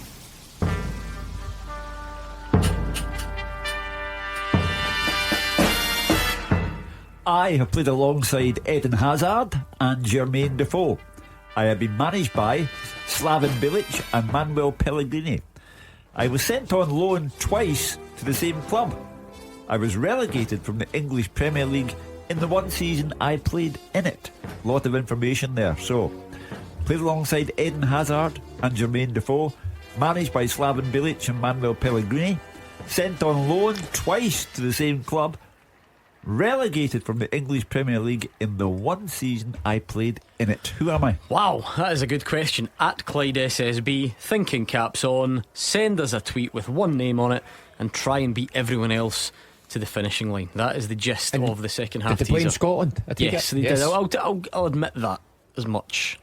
I don't think that's a stipulation. Yeah, let's include that. Why not? It's a really, really good goal from Ross McCausland to bring Rangers level, and there's not been a lot to cheer in recent weeks, and even a lot to cheer today, but it does set up a nice finish to this game to see who can come out on top. Celtic are pressing a bit more in this second half, Gordon. Yeah, they're starting to ramp up a little bit of the pressure on St Mirren. They want to finish on a high, the league campaign, of course they do. So it'll be interesting to see if they can get the next goal. If Celtic get it, then I think it'll be a case of maybe a 3-2-4-2, and it'll be a good victory for them. St Mirren are still always dangerous. Set play here as O'Reilly swings this in, but nobody at the back post to take an opportunity. That's what we're here for. TN72 is keeping me on my toes. Did I say Robbie McCrory at right back for Scotland, or did I say Ross? Anyway. Robbie, you said, yeah. His gloves I'm glad on. that you pointed it out. I think you maybe get the wrong age. It's good for well. throw-ins. Ross went in goals, though, didn't he? Remember as well. Anyway, there we are. Obviously, fairly obvious which one I meant, but there we go. People just pick up their mistakes. It's still 2-2 Celtic Park, 1-1 Tynecastle, 1-1 at Dens as well. Your second half teaser is up and running, so let's see what you can come up with in the early stages of that one. Bit of an end-to-end feel now at Tynecastle. Ball across from Hearts. It doesn't get finished. I think fair play to everyone from Dundee to Edinburgh to Glasgow. We're getting games that are entertaining. We're getting goals. Nah, it's no chance, mate. No, Mark Wilson's having a go at the while. teaser. Far away. I think I've got a fair idea who it is. Have you? Go on then, write it down. Yeah, come on. Yeah, Get your pen out. I'll give you his initials, right? Because he can't spell his second name. That is an absolute guarantee. Yep. He's written his first name and then Do you want me to spell it? Okay. You're good at this game, even when you're not cheating, because I don't think you are anymore, No, are you? The way you used how to do you do. spell? How do you spell what? How do you Don't. How do you spell Smith? Yeah, exactly. It's actually not that tough to spell, so but by your standards. Right, okay. That's who he played for. Let's leave it there. Let's leave it there for Very now. good. I wouldn't have got that. I was miles away. Do you want to get stuck into your predictions? Yes, come on. Let's From get the- stuck into it. From the first day, the first weekend I feel confident here. of the season, do you? Yeah, because I've got Celtic right away.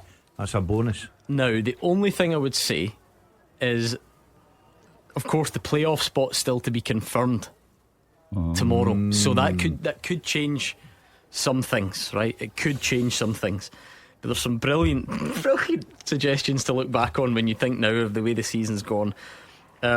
Usually, we used to always do it 1 to 12, and then you would get points for every position you got right. But I think we mixed it up a bit this year. You were only asked for the top 3, the bottom 2, the cup winners, the league winners from other seasons, and player of the year, interestingly. So I can tell you, from the Clyde 1 Super Scoreboard team, the on-air team, the pundits, the winner, as far as we can gather, is you, Gordon DL. Remarkable. What did you say? The master. All right. You went Celtic Yes. to win the league. Yes, I did. You went Rangers in second. Yes, I did. Then you fell for it though. Aberdeen in third. Explain yourself. Couldn't even reach top 6. Yeah, okay. Terrible from you. Okay, but I'll tell you what, terrible for me, the guy that's winning. No, listen, I somehow though, Don't tell me I just won with that. you managed to pull it back later on, but I actually feel like taking it back that you're the winner because some of your shouts, player of the year, Oh, that was him. Danilo. That was him. Danilo. He coaxed me right into that one. Danilo. Yeah, he's gone, oh, take Danilo in the spin. I remember that. I say, it must be good. They've spent some money on him. I fell for it. In and not some still terrible shouts from you in the playoffs. Dundee, that's top 6. Dundee, you're talking about. Okay. I'll tell you what, I don't know how the rest have done. Straight down, St Johnstone. Oh, You've had a close. nightmare. Have The I only won thing then? you might pull it back. Scottish Cup, you've gone Celtic. Yeah. Remains to be seen. League Cup, you went Rangers. Yeah. Got it. Championship, you went Dundee. United, yeah. United, Got sorry. it. And League One, you went Falkirk. Yeah, So that's how where you've won you've it. produced. You Boom, went, boom, boom. you went Dumbarton for League 2 for what it's worth. So you got 5 of the categories right. That could rise to 6 if Celtic win the Scottish Cup. Surprisingly, just behind you is Hugh Keevins and Simon Donnelly joint. Hugh, believe it or not, despite everything you get thrown your way, you did go Celtic to win the league before a ball was kicked. I mean, you tried to change your mind halfway through. Hold on a minute, Rangers won the treble in January. I know, but By 10 points. he had it won by March. He'll not lose another game. Listen, he must get points deducted for that. Exactly. I do Tell it to the judge. When I put that down, the season had yet to start. Like all of you did the same thing. I was correct. But they stuck by it. You did try and change your mind. Shame on you for that. But you went Celtic, you went Rangers second, you fell into the Aberdeen trap. Miles off it. You went Daisen Maeda, Player of the Year. An interesting choice. Didn't come to fruition. You went, where are we? Livy in the playoff. St Johnstone relegated. So maybe you got those two the wrong way round. Depending what happens. And further down the leagues, you got Rangers to win the League Cup. Well done. You get Dundee United. Hope Marvin Bartley's not listening. You went Queen of the South to win League One. Don't know how that turned out. I was trying to do the big man a favour. Bearing in mind, so this is good. This is what's considered I can't good. wait for the bad. No, by the way, the bad is, when am I coming into this? it gets worse. Out of the on-air pundits, interestingly, I'm surprised at this. Simon Donnelly, who's level with Hugh, he was the only one to get Livy straight down. The only one. I'm surprised at that. He went Celtic Rangers. Most people went Celtic Rangers in that order. Andrew McLean, similar. We're going down the list here. Roger Hanna's had a mare. The only thing he got right: Celtic to win the league, spelt his name, and Rangers to finish runner-up. That was the only thing. Yeah, I mean, he's gone Rangers to win the Scottish Cup, so that could change. Yeah, okay. So we're going way down. Gabriel and similar, joint with Roger. Dreadful down the bottom. And you, Mark Wilson. Yeah, am I down there? Am I? Bottom. Give me. The bottom of the Saturday team. Celtic to win the league. Yes, that's the one that counts. Rangers to come runner-up. Yep. And not a sausage thereafter. What did I put? Did I put Awful. Hibs? Aberdeen third. Hatate Player of the Year. County, you know what? County in the playoffs. St Johnstone straight down. Aberdeen League Cup, Scottish Cup winners. They got to the semi-final. Aberdeen penalties. Celtic League Cup. Dunfermline Championship. Maybe. Wow. Maybe thought too much about their fan base rather than what's on the pitch. Cove League 1, for League 2. A truly dreadful attempt from you. I don't know the lower leagues that well, but listen, I wasn't far away with the Ross County St Johnstone I was in. The worst of the lot. Wilson was. Penalty? Is that going to be a penalty at St Mirren? No. The worst of the lot from the pundits was Marvin Bartley. Oh, he's had a bad year. He did leave a couple of categories blank because he didn't want to say who was going to go down when he was a manager who could go down and stuff like that, right? But he's the only one, him and Cammy Bell, Rangers to win the league. Dreadful prediction, honestly. Celtic to finish second, so he's wrong, and he's blinded by bias. Hibs to finish third. Miles off it. Oh, he's had a nightmare. Abada, Player of the Year. That didn't happen. And he's gone longer, Marvin. He went Celtic to win the League Cup. He did go Celtic to win the Scottish Cup though, so we'll see if that saves anything for him. Another dreadful showing from the pundits, but you are the top tipster, Gordon Dalziel. Well done. Thank you, guys. That's good going. It's hard. It's hard when you get, because you don't know who's signing, and you know what I mean, changing their but what managers. you have to do is be brave and stick to it like we did. Hugh like was this going here. week for week.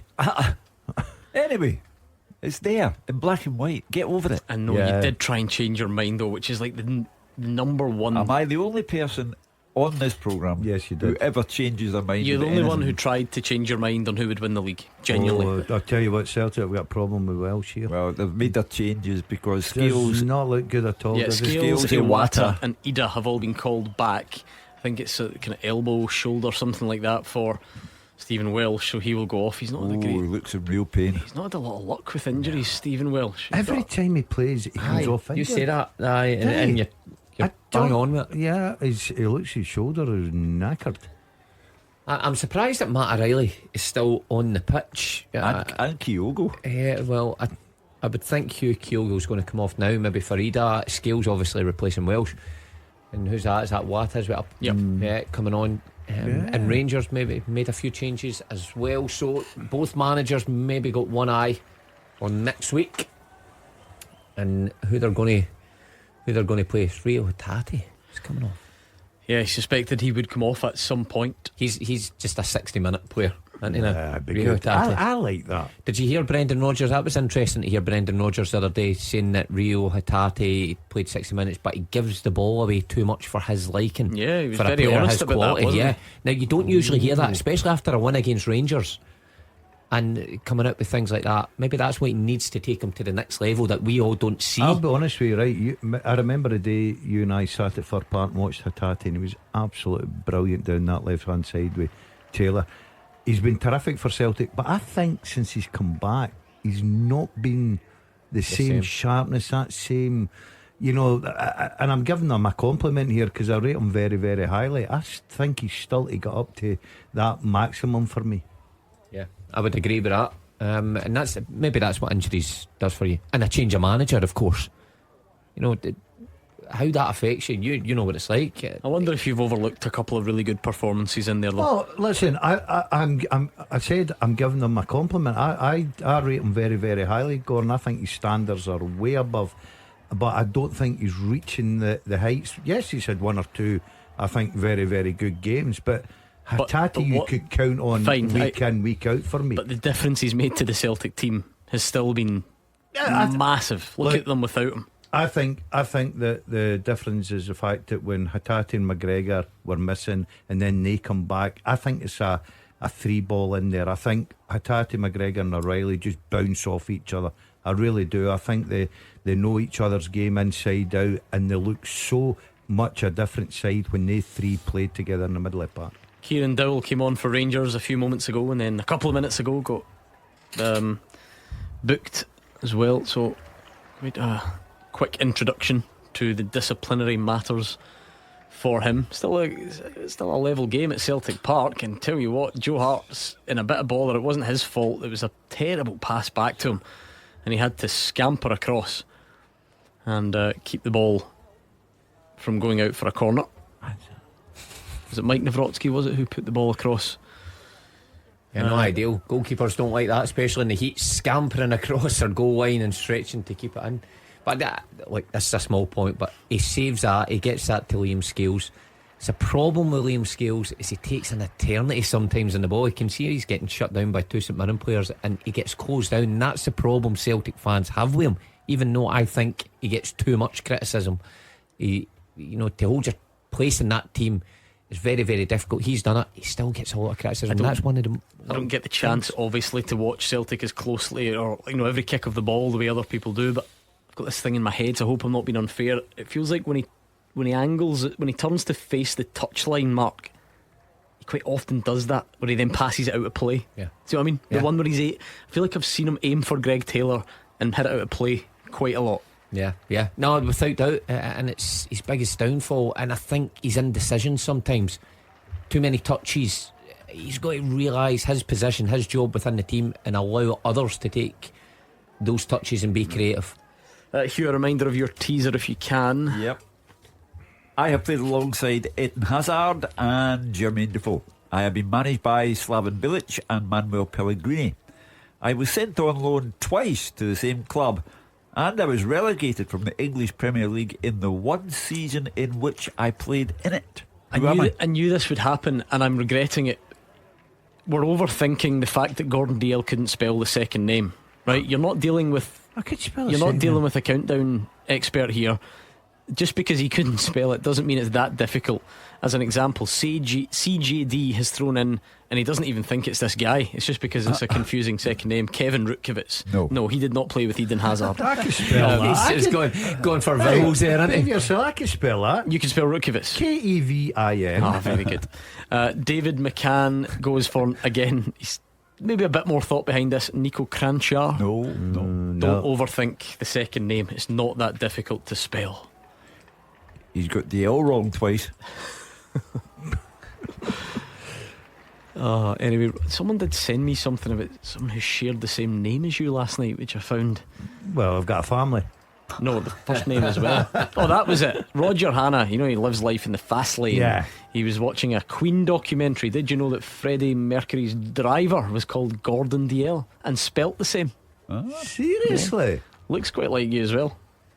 Oh, By the way, that's not far away for you. I can't just tell on. That's not far away. I want to break free. and I get a lot of tweets all at the one time last night because there's some guy has got a tattoo it's brilliant, of you with the petrol pump in Italy that time you went on holiday and you get caught on camera. You know, when you've got your orange hat on to protect you from the sun. Yeah, you got to make the best of the prices over there. You've got the petrol pump in one hand and in the other you're just trying to enjoy your holiday. Someone's went and got a tattoo of it, and people kept tweeting me last night to say, look at Gordon Dalziel.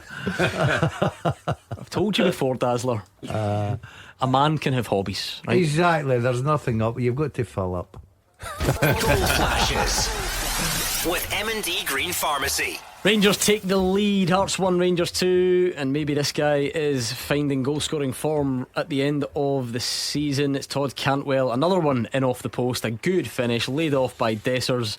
Debate about whether he meant his goal midweek or not. He certainly meant this one. And Rangers take the lead at Tynecastle. Their 6th victory over Hearts for the season coming up. It's an odd thing about Hearts. Even their managing director mentioned it, that they can do well against Celtic, but to use his expression, they're unable to lay a glove on Rangers. The weird thing about today though is they have laid a glove. I mean, they got ahead and there's not a lot in this game, but it looks like Rangers will go on and win this, and another good goal. Yeah, you got to say 2 really good finishes, McCausland and Cantwell's.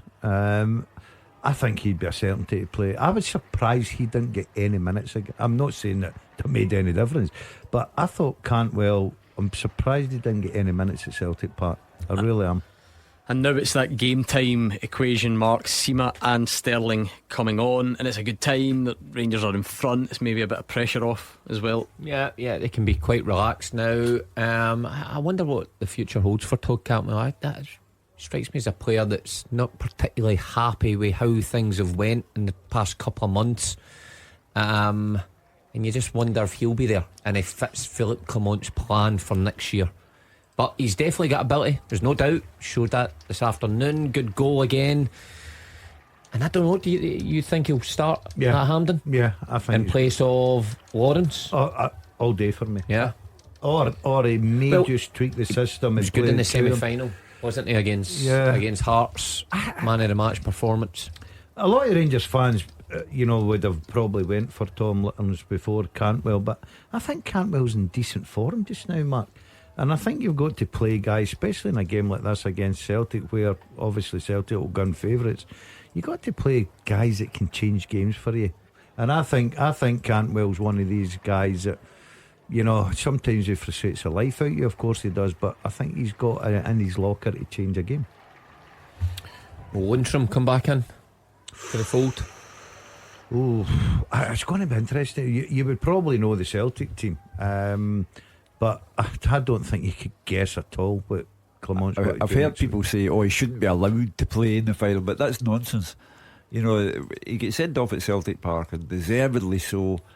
But if you're trying to be Rangers and win a cup final and end your season on a high, why on earth would you deny yourself a player? But is he? No, I think the debate is he good enough for the Rangers starting 11? I think people who say they think Rangers have a better chance of winning with Diomande, Raskin and Cantwell. That's what they mean.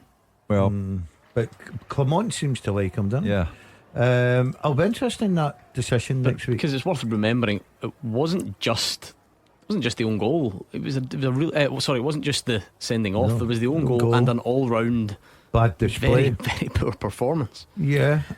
Clement said after it though that Lundstram has done a lot of good things this season, so that's where management really comes to the fore.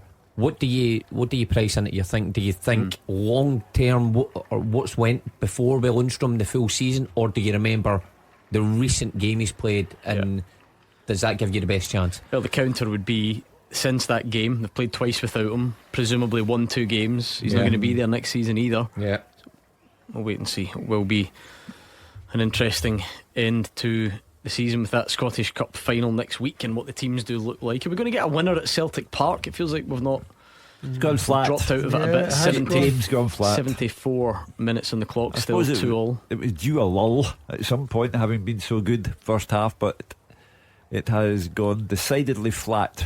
I think there will be a third goal for one of them, but I wouldn't bet on what that team or which team it would be? I think there's still a goal in this, Hugh. There's still plenty of time. But for whom? I'm going to go for a home team. I think the home team will finish strong. I think Joe Hart. Joe Hart comes Celtic up, get a penalty. Will he take it? comes up for a header. If they Corner got a kick. penalty, would he take it? That'd be brilliant. That'd be a fitting end. After they've got to let him after take the it. debates at Hampden. Yeah, that would be good. Do you think he would? Something. If I was Joe Hart, I'd certainly be asking. And I don't think he's shy. I don't think he's the quiet type, is he? I think he would be up there saying, "Let me take this, lads." And it's funny because the crowd, some of the Celtic fans who didn't like that on that day, the emotion of today, they would be chanting his name. I think if Celtic got a penalty, I think they would be all in favour of it today, and with much less on the line. They'll need to get in the box first. I mean, it's quite an impression Joe Hart's made. You think he's only been there for 3 years? You know, that kind of reception is usually reserved for people who've been there for 7, 8, 9 years or whatever like that. Well, look at Paolo Di Canio, 1 season. Well, he was extraordinary, an icon. Yeah, when he came in, everything that came with him. But he's done his part. He's played his part, and I think Roger made a good point. Celtic has been good for him. There's not many players at the tail end of their career get a final shot at something special that only clubs like Celtic and Rangers can actually give you. And if you perform well, then you get the ovation like Joe Hart had. If you don't, of course, it goes the opposite way for you. So it shows how good a goalkeeper he is. He's had huge experiences all through his career, huge games, huge occasions. But this is a fitting send-off for a wonderful career, I think. Bernardo is going to be next on. This is the final Celtic Park appearance for him. Or I would say does so. the chequebook come out? I would say so. I don't think you can pay £6 million for a player who doesn't really impact the starting 11. I know he had that little purple patch where he scores against Rangers and he scores at Dens. How do you know he wouldn't impact the starting 11 next season? You talk about like development and having that year under his belt, and other midfielders maybe moving on. Yeah, it's a fair point. But you'd have to think then other midfielders were moving on. Where Riley especially moving on. So maybe, but again, I think 6 million's too far. Big stretch. He did this the other night and it got the crowd interested. Joe Hart takes the captain's armband off Callum McGregor, who gives him one final show of appreciation as the Celtic skipper comes off for the afternoon. Well, you know, he's not missing a lot of the game, but I think it's best to take him off. He has been in the last part of the season. McGregor, O'Reilly, Hatate have obviously been what's driven Celtic forward. Forrest has had a huge part to play. Ida has done well too, so you've got to protect McGregor at this stage. Yeah, it's just a case of managing your players. As much as you want to finish in the high, you want to finish with a result, but it's not going to make any difference. But you've got to have one eye on a massive game next Saturday. So Brendan Rodgers just protecting one or two of his star players. I think with the debate around signings and the loan experiments with Ida and Bernardo and 5 or 6 million, I think Ida's a more compelling argument. Coming in from January, a lot of people thought it was a backward step, but you look at his involvement. Some games, okay, he's not been perfect, but the big goals that has contributed to this title, that can't be forgotten.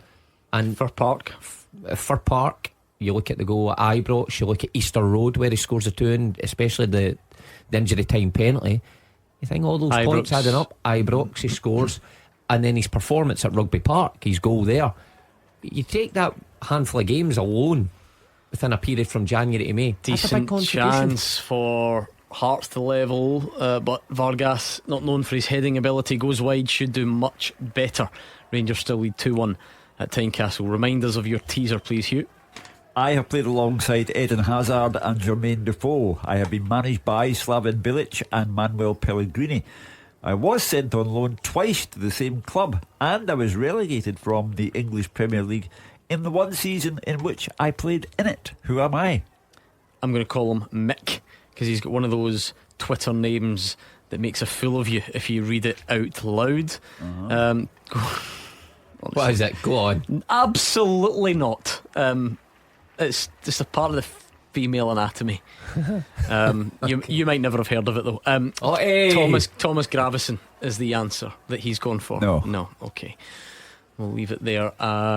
Changes: Flynn and Jameson on for St Mirren. Boyd, Munson, McMenamin, the two cousins, coming off at the same time. Goal, Tynecastle.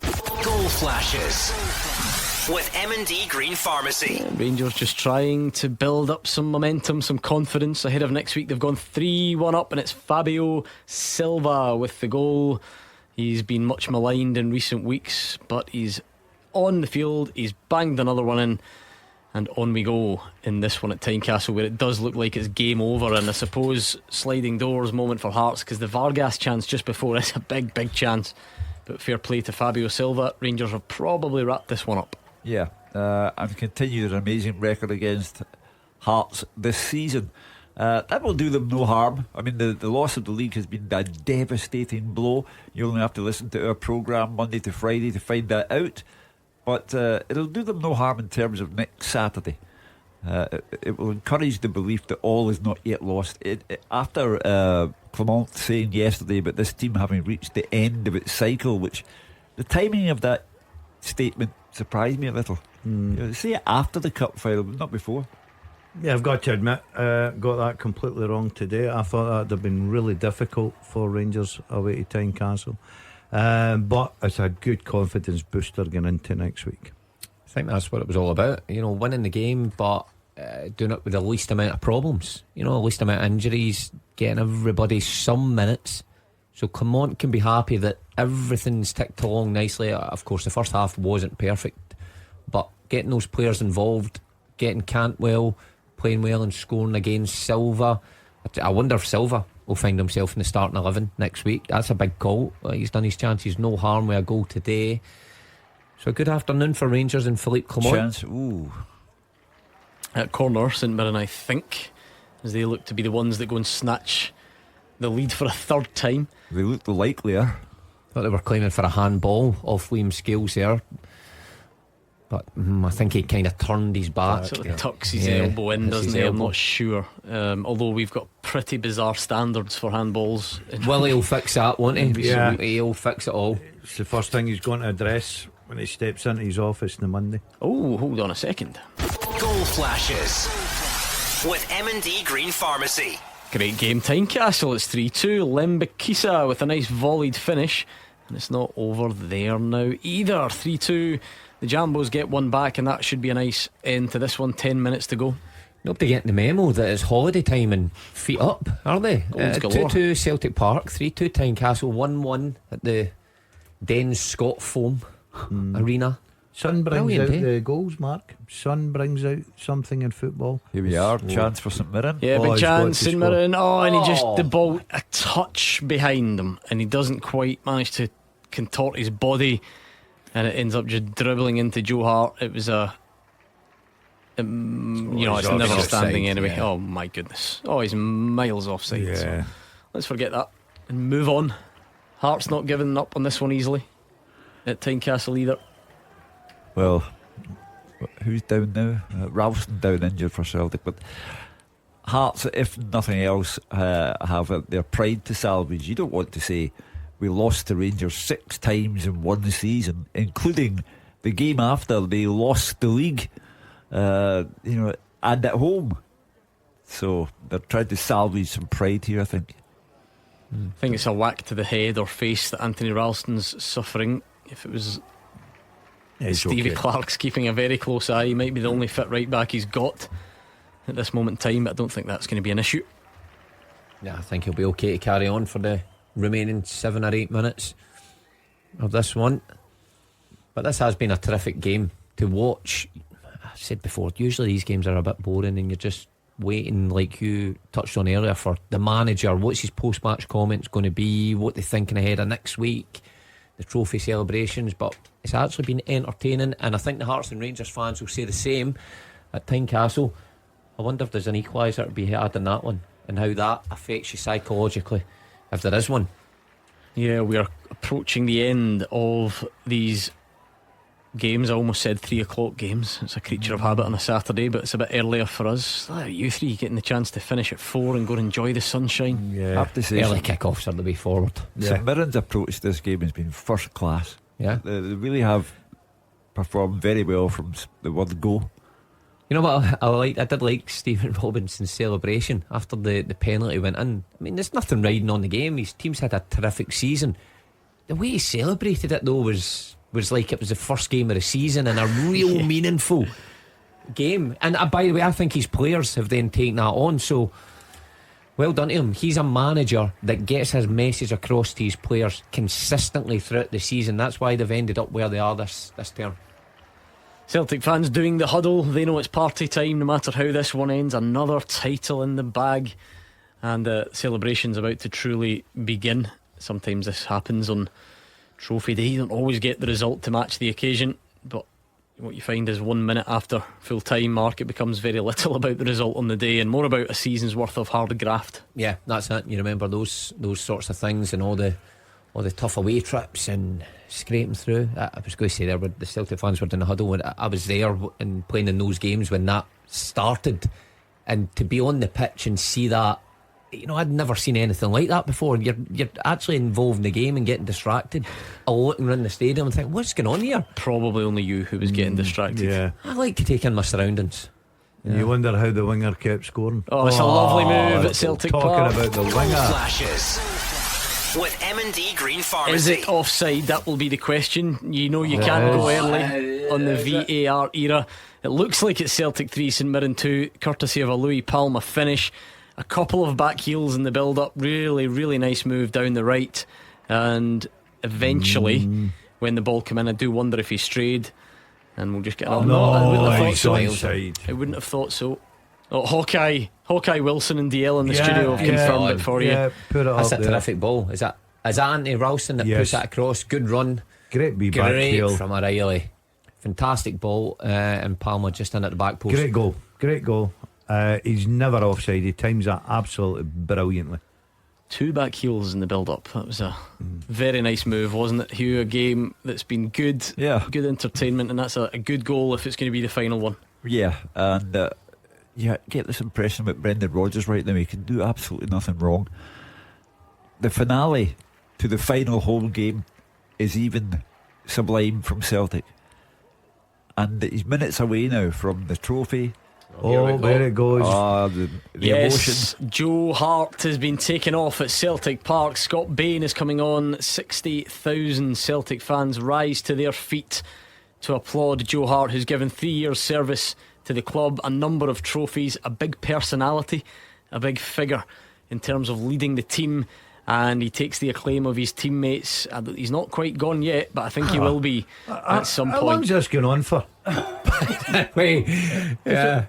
This is non-white. Remember John Terry's send off in the 26th minute when he went off. Yeah, Super Joe being sung by the full stadium. Off he goes, and what a special moment for him. I don't think he'll forget that in a hurry, Mark Wilson. Certainly not. And I've touched on it. What a wonderful career he's had and played at the highest level. And you wondered if he was just going to slip into obscurity to finish his career on a 3 years like he has done at a club like Celtic that can give him that sort of send off. I'll live with him for the rest of his life. I wonder what Brendan said. He's bound to have had some profound statement philosophical for weeks. Yeah, I'd like to have been able to hear what was going on there, but off he goes. High fives all round, and the Premiership era of Joe Hart comes to an end. He'll have one final act to play, you would imagine, in the Scottish Cup final next weekend, but for now, that is that. Off he goes, rubs his eyes. He's sort of laughing and crying at the same time by the looks of it. It must be overwhelming, that. Yeah, fantastic for him. Great moments. As Mark quite well says, that will live with him for a long, long time. Unfortunately for St Mirren, it's now 15 more minutes added on time. But listen, it was no surprise that was going to happen, was it? It was always on the cards. A big 2 minutes for Scott Bain. By the way, come on, Bain. Scott Bain chucks one in. 2 minutes to go. You've got 2 minutes to show your number one next year. Otherwise, you're at the door. Oh dear. Yes, listen, it's a huge hole to fill. It really is for Celtic. It's a huge problem. It should be number one priority.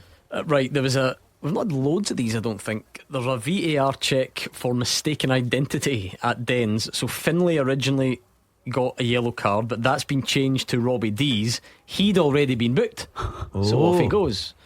So I know you think that VAR can't give yellow cards in that regard, but it can intervene for mistaken identity. And off he goes. Robbie D's sent off at the end. Bit of detective work needed there. Yeah, did he not get sent off in the last Dundee Kelly game? No, am I mistaken? He might be onto something.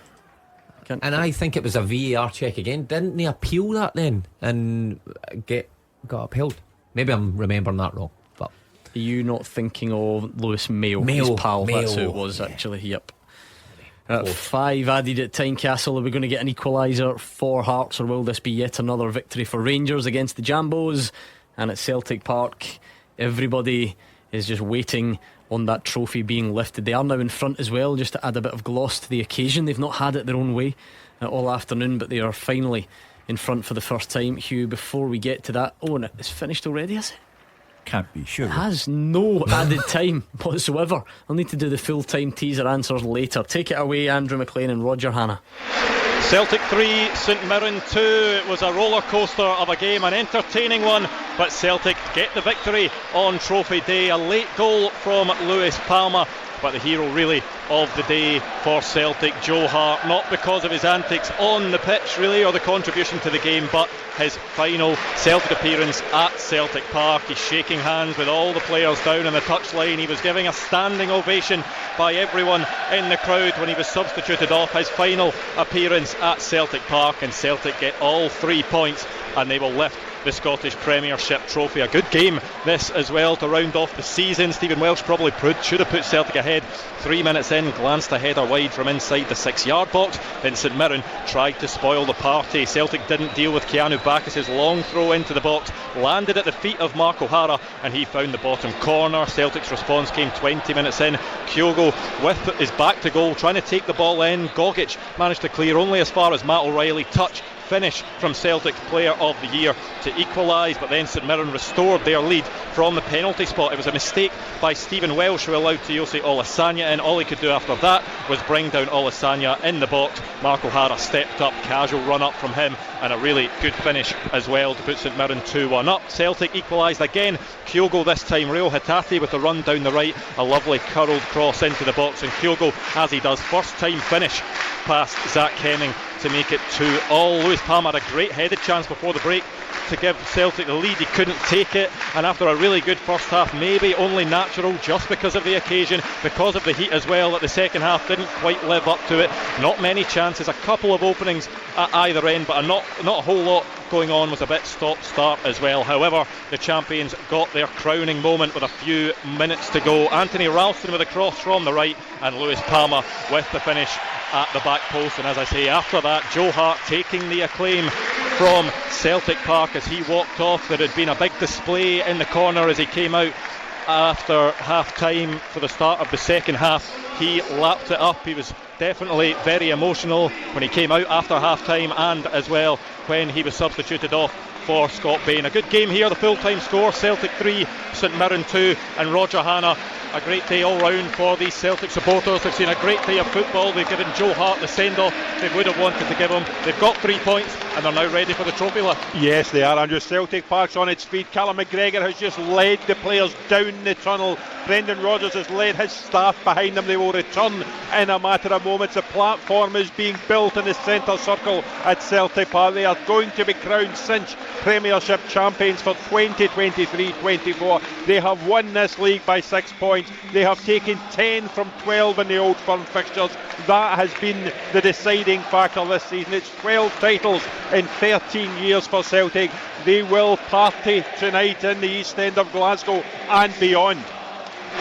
Yeah, as Roger said, the Celtic players quickly making their way down the tunnel. They're preparing for that trophy lift. I'm sure they may well have some bespoke t-shirts to put on to celebrate. The Celtic crowd, obviously not a single person in here has left. They're waiting for not only the trophy presentation, they want to hear what Brendan Rodgers has to say as well. And the last of the St Mirren players making their way down the tunnel. They were over in the corner celebrating with their supporters. Not the result they wanted today, but they've got European football to look forward to as well. An entertaining game, but the action is far from over here at Celtic Park. But on the pitch, the full-time score was Celtic 3, St Mirren 2. Well, the party is just about to begin. We'll keep you up to speed, and we've got late drama, but which way is it gone at Tynecastle? Goal flashes with M&D Green Pharmacy. And maybe, if you believe in these things, a way that sums up Rangers' season is the fact that they've conceded just as the full-time whistle goes at Celtic Park. They're about to lift the trophy. It is the opposite of moods at Tynecastle in the away end, because Tagawa has smashed one in. It's a 6-goal thriller, not the type that Rangers wanted, and it is 3-3 in the capital. Yeah, I predicted Rangers to lose today, and so that's a plus for them for my prediction. But it's not a great way to end the season, Gordon. You're looking forward to a massive game next weekend. They'll be disappointed. Going away to Tynecastle, scoring 3 goals. You're expecting to walk away all 3 points, but all credit to Hearts, kept going and got the point probably they deserve. And that has been the problem for Rangers. They can score goals, but fragile at the back. And different personnel today, but same errors have cost them at costly times, and especially right at the end of this game. So full not the time, end. Gabriel. Full time, Gordon. A 6-goal thriller on the final day of the season. Not much of a dead rubber. Hearts 3, Rangers 3. Yosuke Tagawa with an equaliser with the very last kick of the Premiership season for Hearts. A beauty from captain Lawrence Shanklin gave the hosts the lead at the interval, but second half strikes from Ross McCausland, Todd Cantwell and Fabio Silva seemed to take the game out of the Jambo's reach. But Dexter Lembikisa scored a cracking volley, setting up a grandstand finish, and it was the Japanese attacker who ensured honours ended even at the full-time whistle. Going through the goals, Gordon, wow, what a game it's been. It all started with Captain Fantastic Lawrence Shanklin in the first half. He broke the deadlock, his 31st of the season. It was a brilliant pass through from Yotaro Oda. Shanklin sprinting at the goal. He took his time, composed as he has been all season. A lovely left-footed dink finish over the keeper. They had the lead at the break, but it must have been another big team talk from Rangers boss Philippe Clement at half-time. Ross Cosland, a great strike from distance, left-footed in off the post, a really good goal. It levelled the game just a few minutes into the second half. Todd Cantwell scored his second in 5 days, also left-footed, also in off the post, also a well-taken goal. And Rangers had control of the match there. The game had opened up, and the next chance fell to Kenneth Vargas, header at the far post. It was Hearts' first big chance of the second half. He had to hit the target. He really could have drawn the Jambos level, but there was a sucker punch at the other end. Fabio Silva coming off the substitutes bench, a tiny touch and finish just 30 seconds later, and it looked like the visitors would be going home with all 3 points. However, Dexter Lembikise, he was off the substitutes bench as well. A brilliant, well-taken volley, must have been one of his first touches. That was the 82nd minute, Gordon, and as I said, it set up this grandstand finish. Hearts were pressing, but they were leaving holes at the back. Kieran Dowell hit the post in stoppage time, but then the ball came in and it fell to Tagawa. He rifled it in, the net rippling, and everyone in the stands around me here at Tynecastle into party mode. It means that Stephen Naismith's side avoid the unwanted statistic of losing all 6 games against Rangers this season. They finally get a point, and Philippe Clement's team, it means they finish the league season 8 points behind champion Celtic, and it's not ideal preparation for the Scottish Cup final in 7 days' time. Yes, they will have the chance to salvage a bit of their season with Old Firm victory at hand in 7 days' time. We'll just have to wait and see if that happens, though. What a game here in the sunshine in the capital city. Full time, Hearts 3, Rangers 3. Rangers fans, does that sum up the season in some ways? Give us a call on the usual number and we'll take them very soon indeed. Of course, it's going to be a busy end as we keep you across Trophy Lift at Celtic Park, which is not underway quite yet. We're waiting on the full-time whistle at Dens as well, Hugh, and in many ways I wonder if that will be the mood from Rangers fans. One final annoyance to round off the league campaign. You know, at both ends of the M8, the Rangers fans are saying how typical, and the Celtic fans, while waiting for the presentation of the Premiership trophy, find out that Rangers have dropped another 2 points just to make their day even better. So that sums up life and the way it's gone for Rangers and Celtic of late.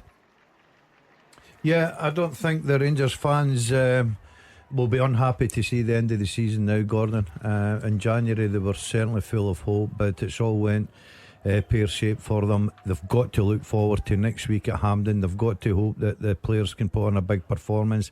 Not ideal preparation, losing a late goal at Tynecastle, especially when you're 3-2 up, but it's all about Celtic today.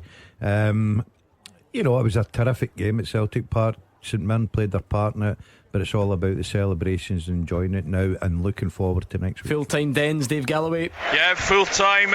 Dundee 1, Kilmarnock 1 as Killie fans stream onto the pitch despite pleas over the tannoy system for everybody to stay in the stands. Before the match, there was a minute's applause for 9-year-old Dundee fan Stuart Gould, who very sadly passed away on Monday. That tribute was repeated in the 9th minute. The first 20 or so minutes of this match were absolutely nothing to write home about. Dundee had penalty claims waved away by ref Callum Scott when Amadou Bakayoko went down in the box, but Kilmarnock went ahead in the 24th minute, and it came from Dundee's corner. Killie broke at pace with Fraser Murray.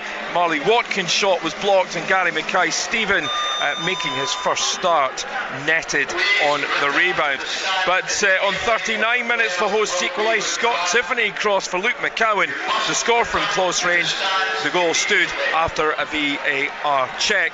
After the interval, Kilmarnock looked dangerous. They stepped things up. Marley Watkins' drive from outside the box, forcing a good save from John McCracken, and Watkins' header from Fraser Murray's cross struck the bar. Murray also hit the bar with a curling free kick as Killie knocked loudly on the door, but Dundee regrouped and looked more threatening without creating too much. Killie were down to 10 men after 83 minutes, and that was for a second yellow card. That came after a VAR intervention. Finlay had originally been booked for a tackle on Malachi Bateng, and Robbie Dees was the man who got the red card. On 88 minutes, Dundee were awarded a penalty. That was after Dara Costello was brought down by Aaron Donnelly, but Luke McCowan failed to hit the target with his spot kick. Decent afternoon's entertainment to round off the campaign here at Dens. Dundee 1, Kilmarnock 1. And we're awaiting trophy lift at Celtic Park. That will be coming next. After the action, it's your reaction. 0141 951 1025. Clyde One Super Scoreboard's open line. Joe Hart's been on the field, an emotional farewell, and the players awaiting the trophy. They're just getting their medals. Talk us through it, Andrew McLean.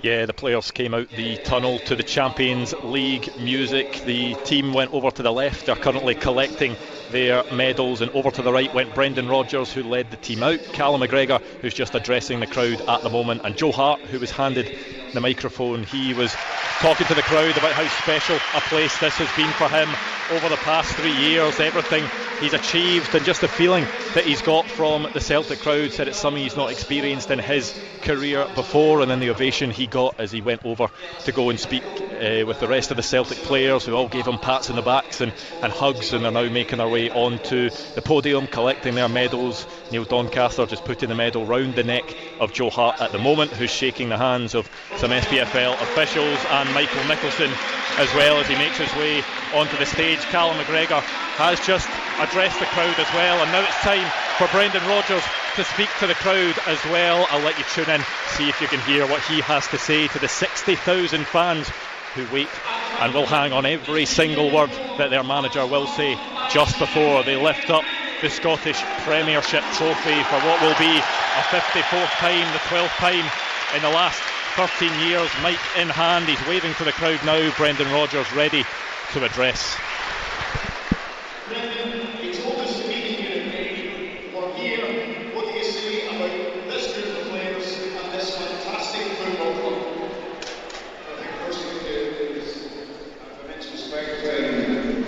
Pleasure working with the players, because obviously throughout the season when it was tough, it was tight, it was tense, it was so professional. I'm not sure we can really hear what Brendan Rodgers is saying. Andrew McLean and Roger Hanna can fill us in, I'm sure, because it will be hung on every word by the Celtic fans, I'm sure. Just like Joe Hart before him, Hugh, you could hear and see the emotion when he took the mic at full time.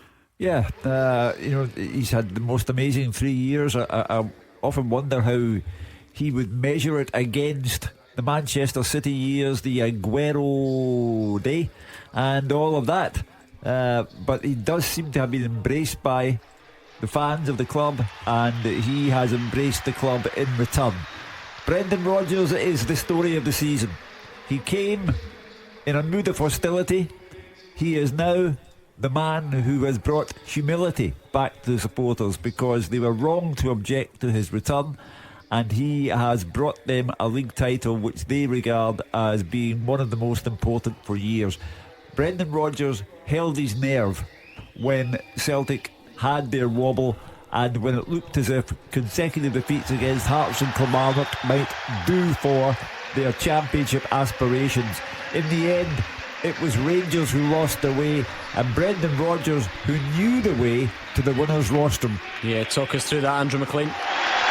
Yeah, Brendan Rodgers saying that today is a day all about celebration, thanking the supporters, saying that they are the ones that have inspired them, they are the ones that have pushed Celtic over the line to get to this point today where they're about to be presented with the Scottish Premiership title. He then looked ahead to next week and said the celebrations will be short because they've got one more to go. That was the parting words of Brendan Rodgers, who collects his medal and shakes the hand of Neil Doncaster, makes his way along the line where he will meet some more officials. Michael Nicholson he gives a hug to as he makes his way towards the podium, and the final man that will make his way towards the podium will be Callum McGregor, because he will of course lift the trophy. The Celtic fans just with a final cheer, because Santa Claus is making his way out of the tunnel at the moment. You will remember that he was booed here back in December when he was brought out. Celtic not going through a great time at that point. Santa came out, booed by the Celtic supporters. Well, what about that? 6 months later, he's out. He's got the Scottish Premiership trophy in his hands. He puts it on the plinth, and Celtic fans giving a big cheer as Santa, with a Celtic scarf draped around his neck, gives a wave to the Celtic crowd. Roger Hannah. Ho ho ho, the roof is about to come off Celtic Park, Andrew. Father Christmas has woken up in May. He's delivering the silverware. Callum McGregor is getting his medal placed around his neck by Neil Doncaster. He is shaking hands with the Celtic dignitaries. As you say, Michael Nicholson, the chief executive, is there. The trophy itself is about to be handed over to the captain of Celtic. He is taking it onto the platform. He passes Brendan Rodgers. He joins his teammates. He is about to celebrate Celtic as since champions 2023-24. The countdown is on. Callum McGregor and Joe Hart are standing. They will have an arm each on the Scottish Premiership trophy, and these Celtic fans are ready to make themselves heard as the Scottish Premiership trophy is lifted into the sky. Pyrotechnics go off, confetti, green and white, a sea of it in the sky at the moment, and these Celtic players are jumping about.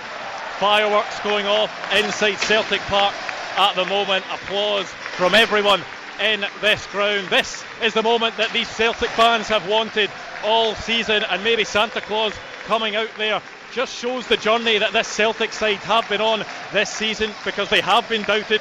Brendan Rodgers mentioned it several times, the awkward 6 months that he had when he came back to the club. A lot of controversial opinions about whether he should be back or not, just because of the way he left for Leicester City all those years ago. Some fans definitely weren't sure about whether he should be the Celtic manager, Roger Hannah. But not only is he the Celtic manager, but again, for the third time in his career, he's a Scottish Premiership winning manager, and he'll hope that this is the first trophy of many in his second spell. Yes, Andrew, not just is he the Celtic manager today, he will be the Celtic manager going forward. I think we would all say there were spells during this season when we thought it might be one and done for Brendan Rodgers. There were difficult times. We can laugh now at Santa Claus coming onto the pitch, but when he was jeered round about the middle of the season, it sort of captured all the problems that Celtic were enduring. They had gone out of the League Cup at Kilmarnock. They had gone out of Europe reasonably early. They were losing league games, those back-to-back league games against Hearts and Kilmarnock. Those who had had second thoughts about Rodgers' return were beginning to believe they had called it right. But in the end, as Hugh says, They weren't right, they were wrong. Dermot Desmond pushed the boat out to bring Brendan Rodgers back. Brendan Rodgers just yesterday thanked him for the courage, the bravery to take that decision in the face of such scepticism and criticism from among the Celtic support. But they've got it right. Dermot Desmond got his man, Brendan Rodgers got the job, and Celtic have got the league title again. Yeah, the barriers behind the Celtic players in big letters have a banner draped over them. It says, again, Celtic are champions again. 3 years in a row, 12 of the last 13, 54 in total. The trophy being passed around the Celtic players at the moment. The party only beginning here at Celtic Park. Yep, Christmas has indeed come early at Celtic. I've heard of it coming early before, but on the 18th of May, that's very early. But it's all symbolic of Celtic enjoying a purple patch to end their league season, and now big showpiece, the Scottish Cup final next Saturday. Can Brendan Rodgers make it a league and cup double?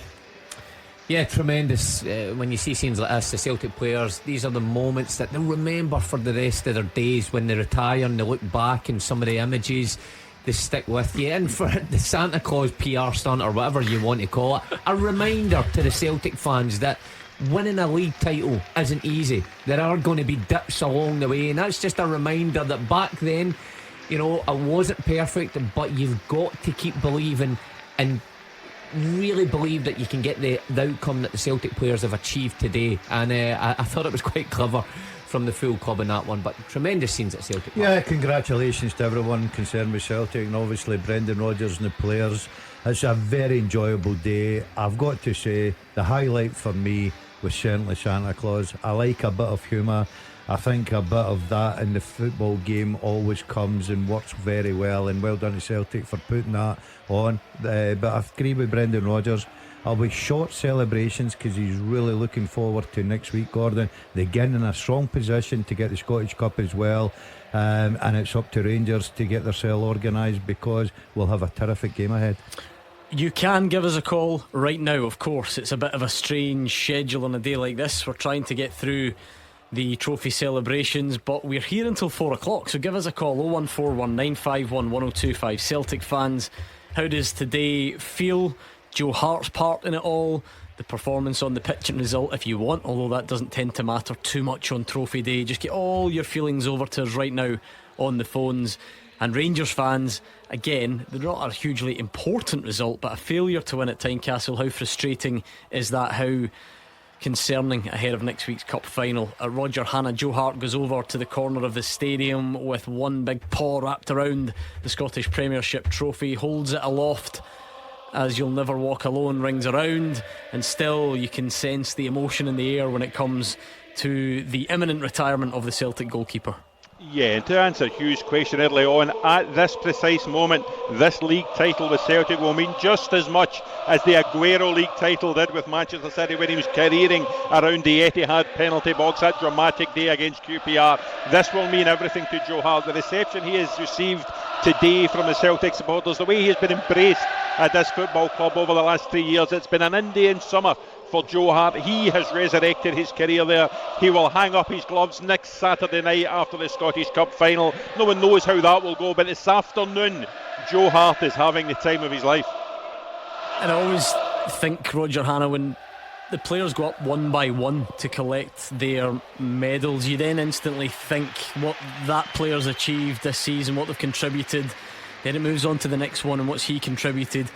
And it's been such a widespread, you know, the guys that Celtic know they can rely on, like Callum McGregor, I hope he's got an extension in his house for all the medals he's won over recent seasons. You kind of knew that Kyogo would chip in with important goals, albeit maybe not as many in the league as he would have liked.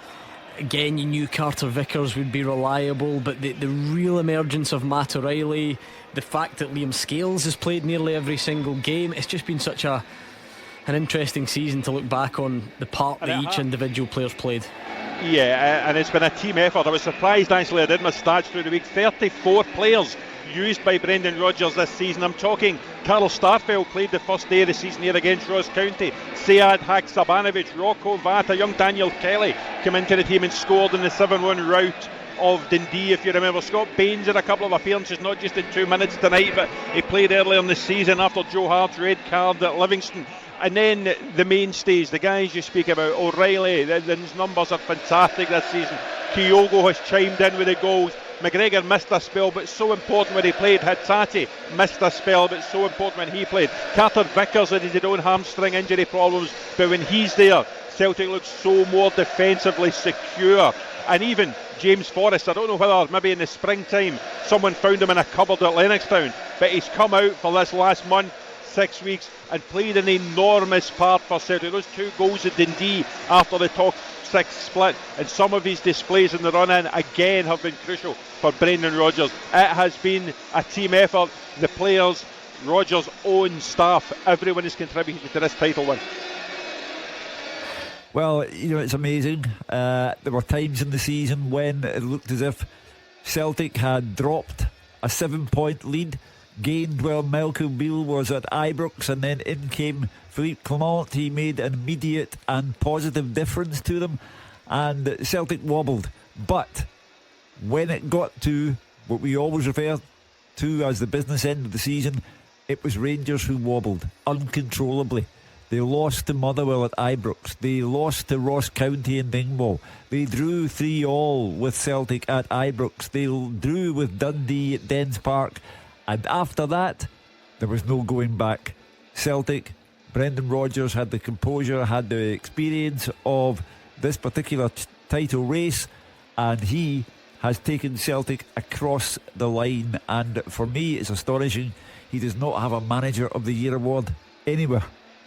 It's just timing though, that, isn't it, Mark? It's just that's the quirk of it. Happens every season. If you vote tonight, then maybe it does, but just, what more can you do? A couple of weeks ago that was in the balance. I don't think he'll care. I think the medal he's got round his neck is the priority. You've been involved in these as a player, you've seen lots of them.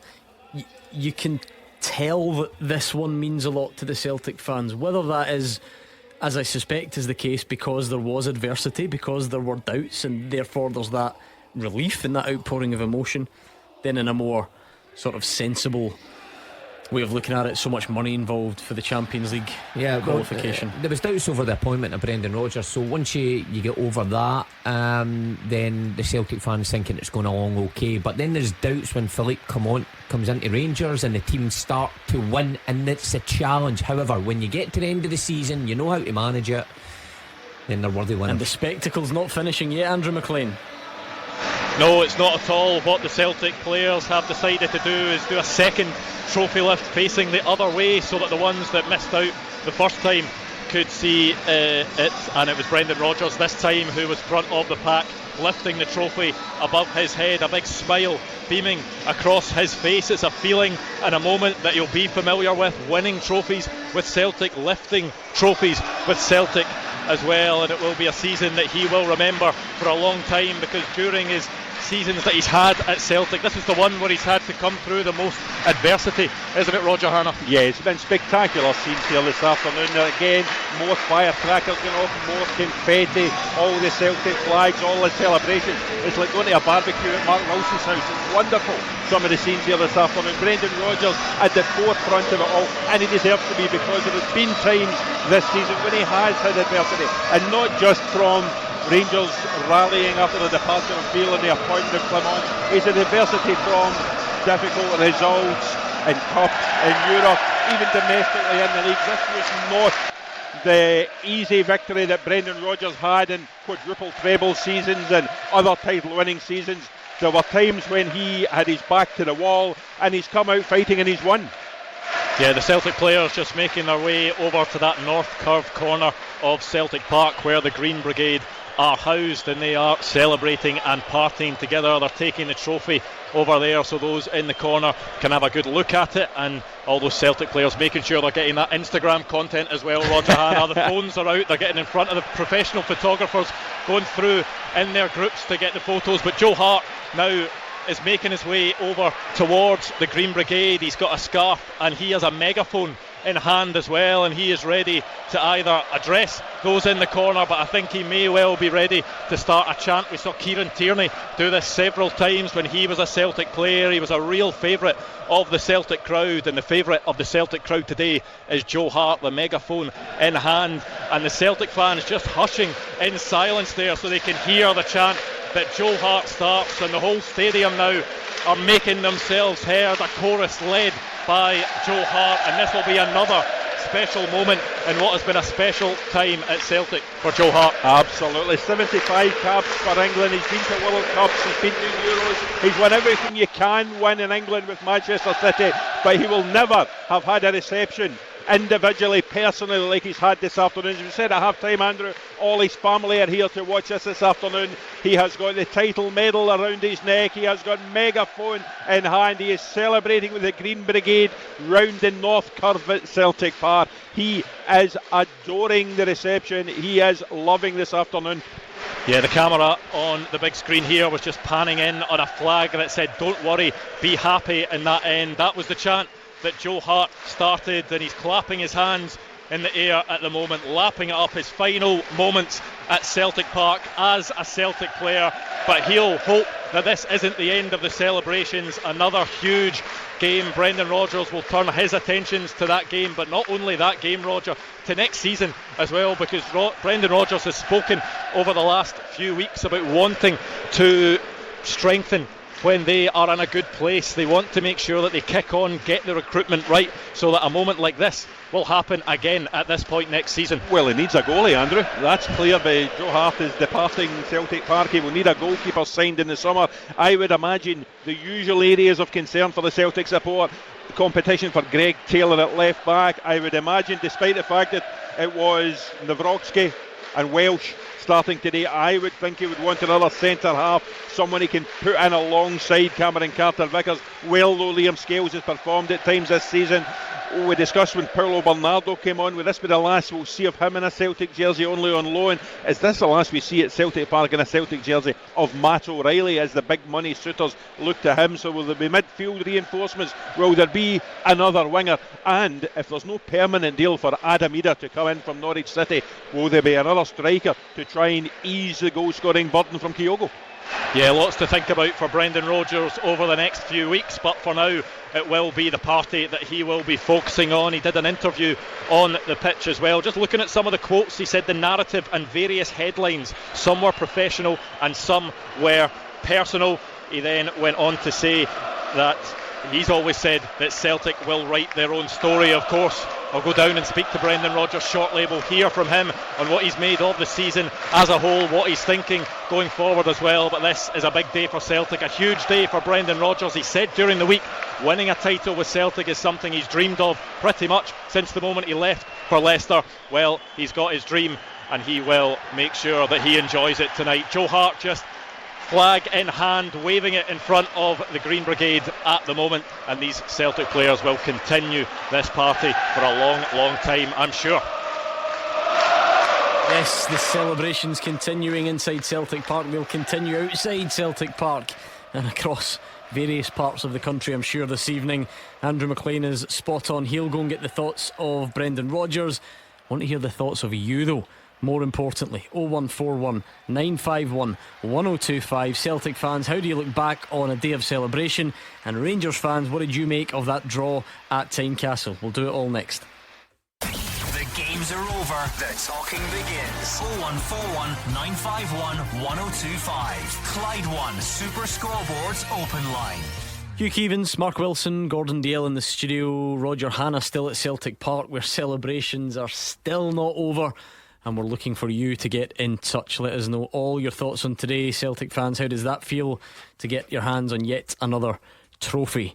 A Scottish Premiership title yet again. An interesting game at Tynecastle. Hearts 3, Rangers 3. Let's look back on that as well. But first of all, Stephen is a Celtic fan. What do you think about that today then, Stephen? Thanks very much for taking my call, gentlemen. Pleasure. Yeah, absolutely over the moon, and like most Celtic fans all over the world, we'll enjoy this. For me, it's probably been one of the sweetest victories. I think the title race if you were a neutral, would have been fantastic. I'm not so sure if you're one of the Glasgow teams that you've enjoyed it and met that immensely, but to get it over the line midweek was amazing. Today was a great showpiece again. You know what I mean? I would just love it to continue into next week, and I'm hoping that Celtic can be focused 100% and go and finish the job, to make it a really successful season for us. Roger, Hannah, if cup finals were won on feel-good factor, then Celtic have got this one wrapped up already. Of course, that's not the way football matches are won, but everything about it is just heading in a positive direction at the moment.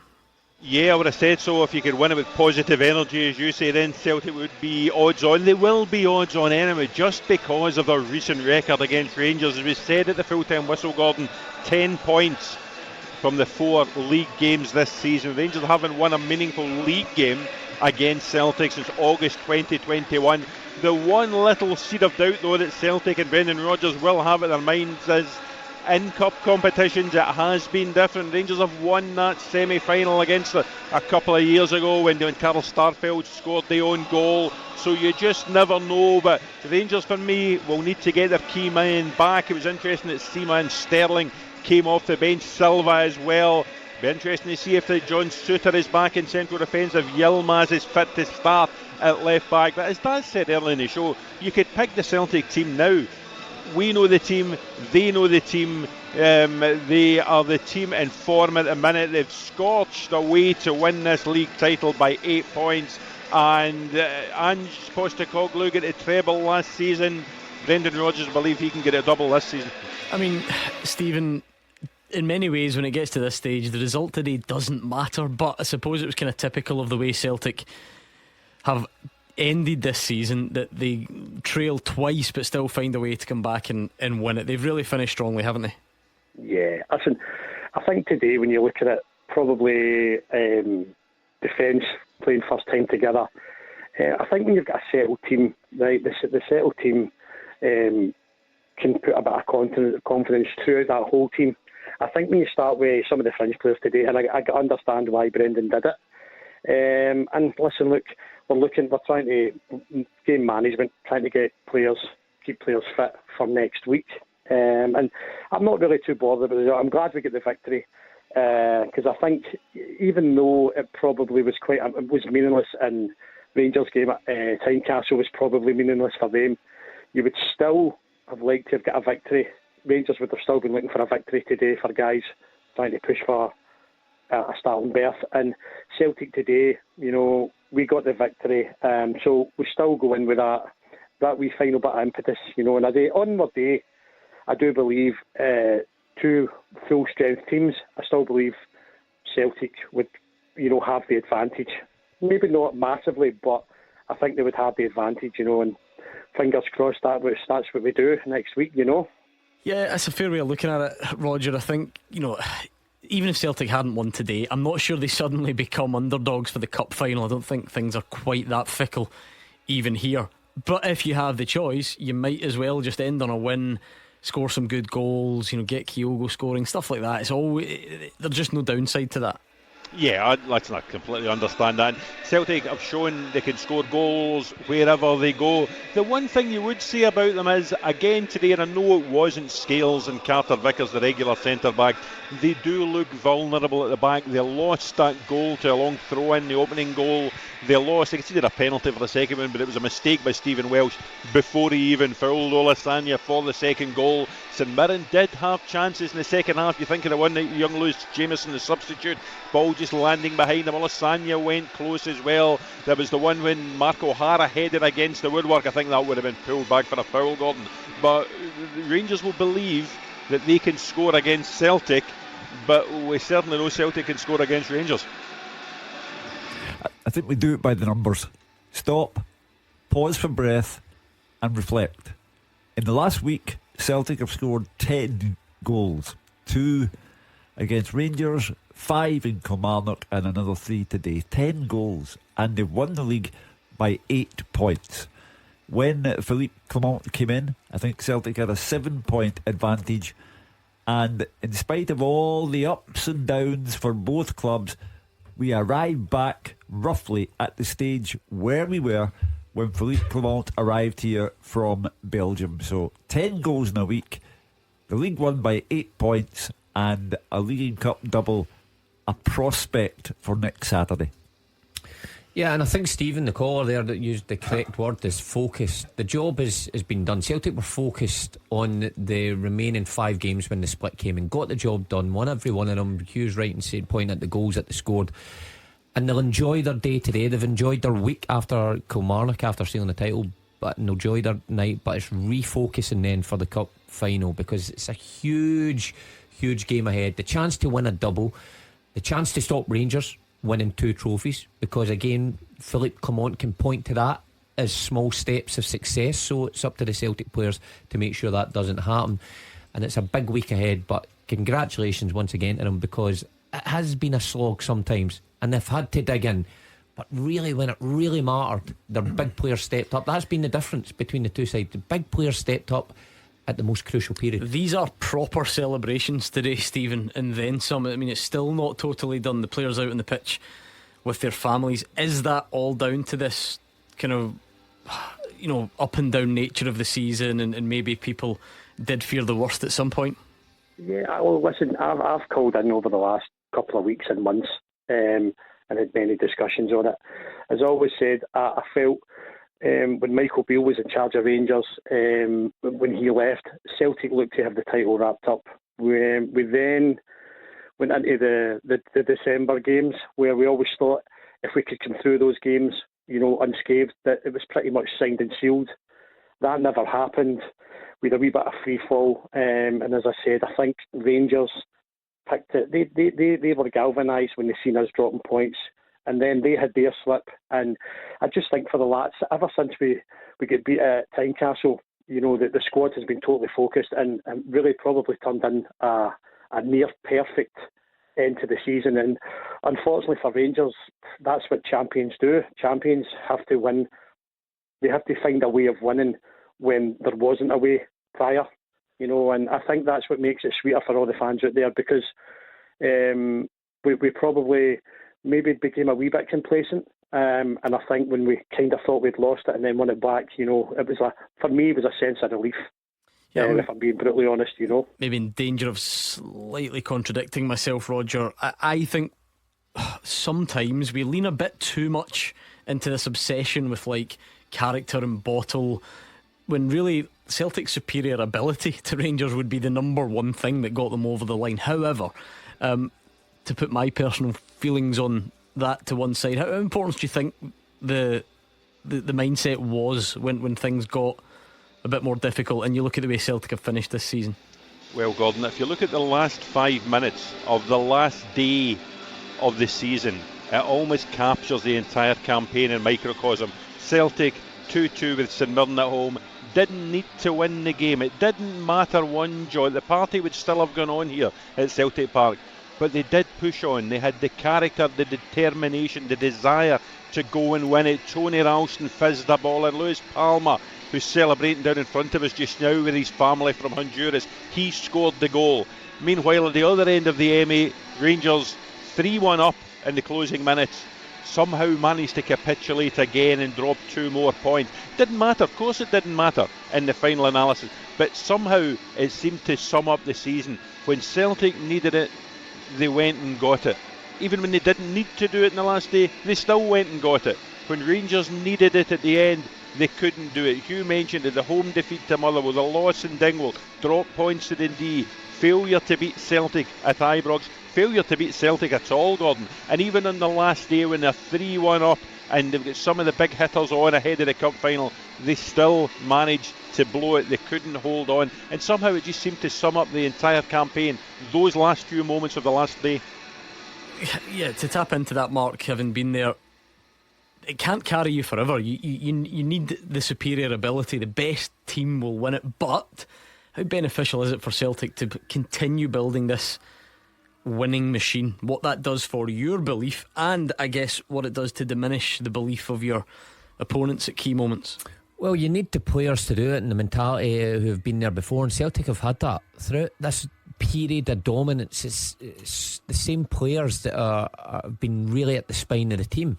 Now, when you look at the opposite side of the city throughout the not so successful years that Rangers have had, it's the same players that's carried the team. That's why Philippe Clement is calling for a refresh, and Celtic will be desperate to keep guys like Callum McGregor, you know, right at the forefront, and James Forrest, who will still be a part of it next year, unbelievably, because he can still give a lot. But they're having to replace, you know, big players. Joe Hart said he's only been there 3 years, but he's had huge success here, and that just keeps ticking along. So that's a huge position. Carter Vickers is now falling into that kind of calibre. I've been there, done it.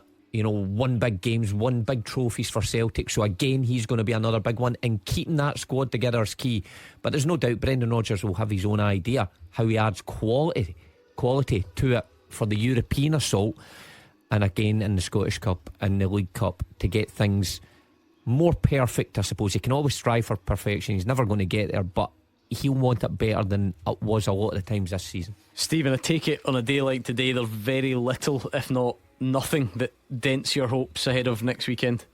No, listen, look, the only thing I would say is, for me, is I try not to get too far ahead. I say ultimately the strongest team should prevail, and I think over the last season this year, Celtic have shown when it comes up against Rangers that they've been the stronger team. I mean, I don't think Celtic's problem this season has been Rangers, and that's not, I try to be disrespectful to them. It's been the other teams that we've dropped points, and Rangers, when they've been playing against Celtic, have found it problematic, but then again, not as many problems against other teams. So I just think I think if Celtic remain focused, you know, they have a good training session this week. They keep the mentality intact, and they should go out and finish the job, because I think ultimately the more success we have, I'm kind of hoping that maybe the likes of Matt O'Reilly doesn't decide to leave, and a wee bit of me harbours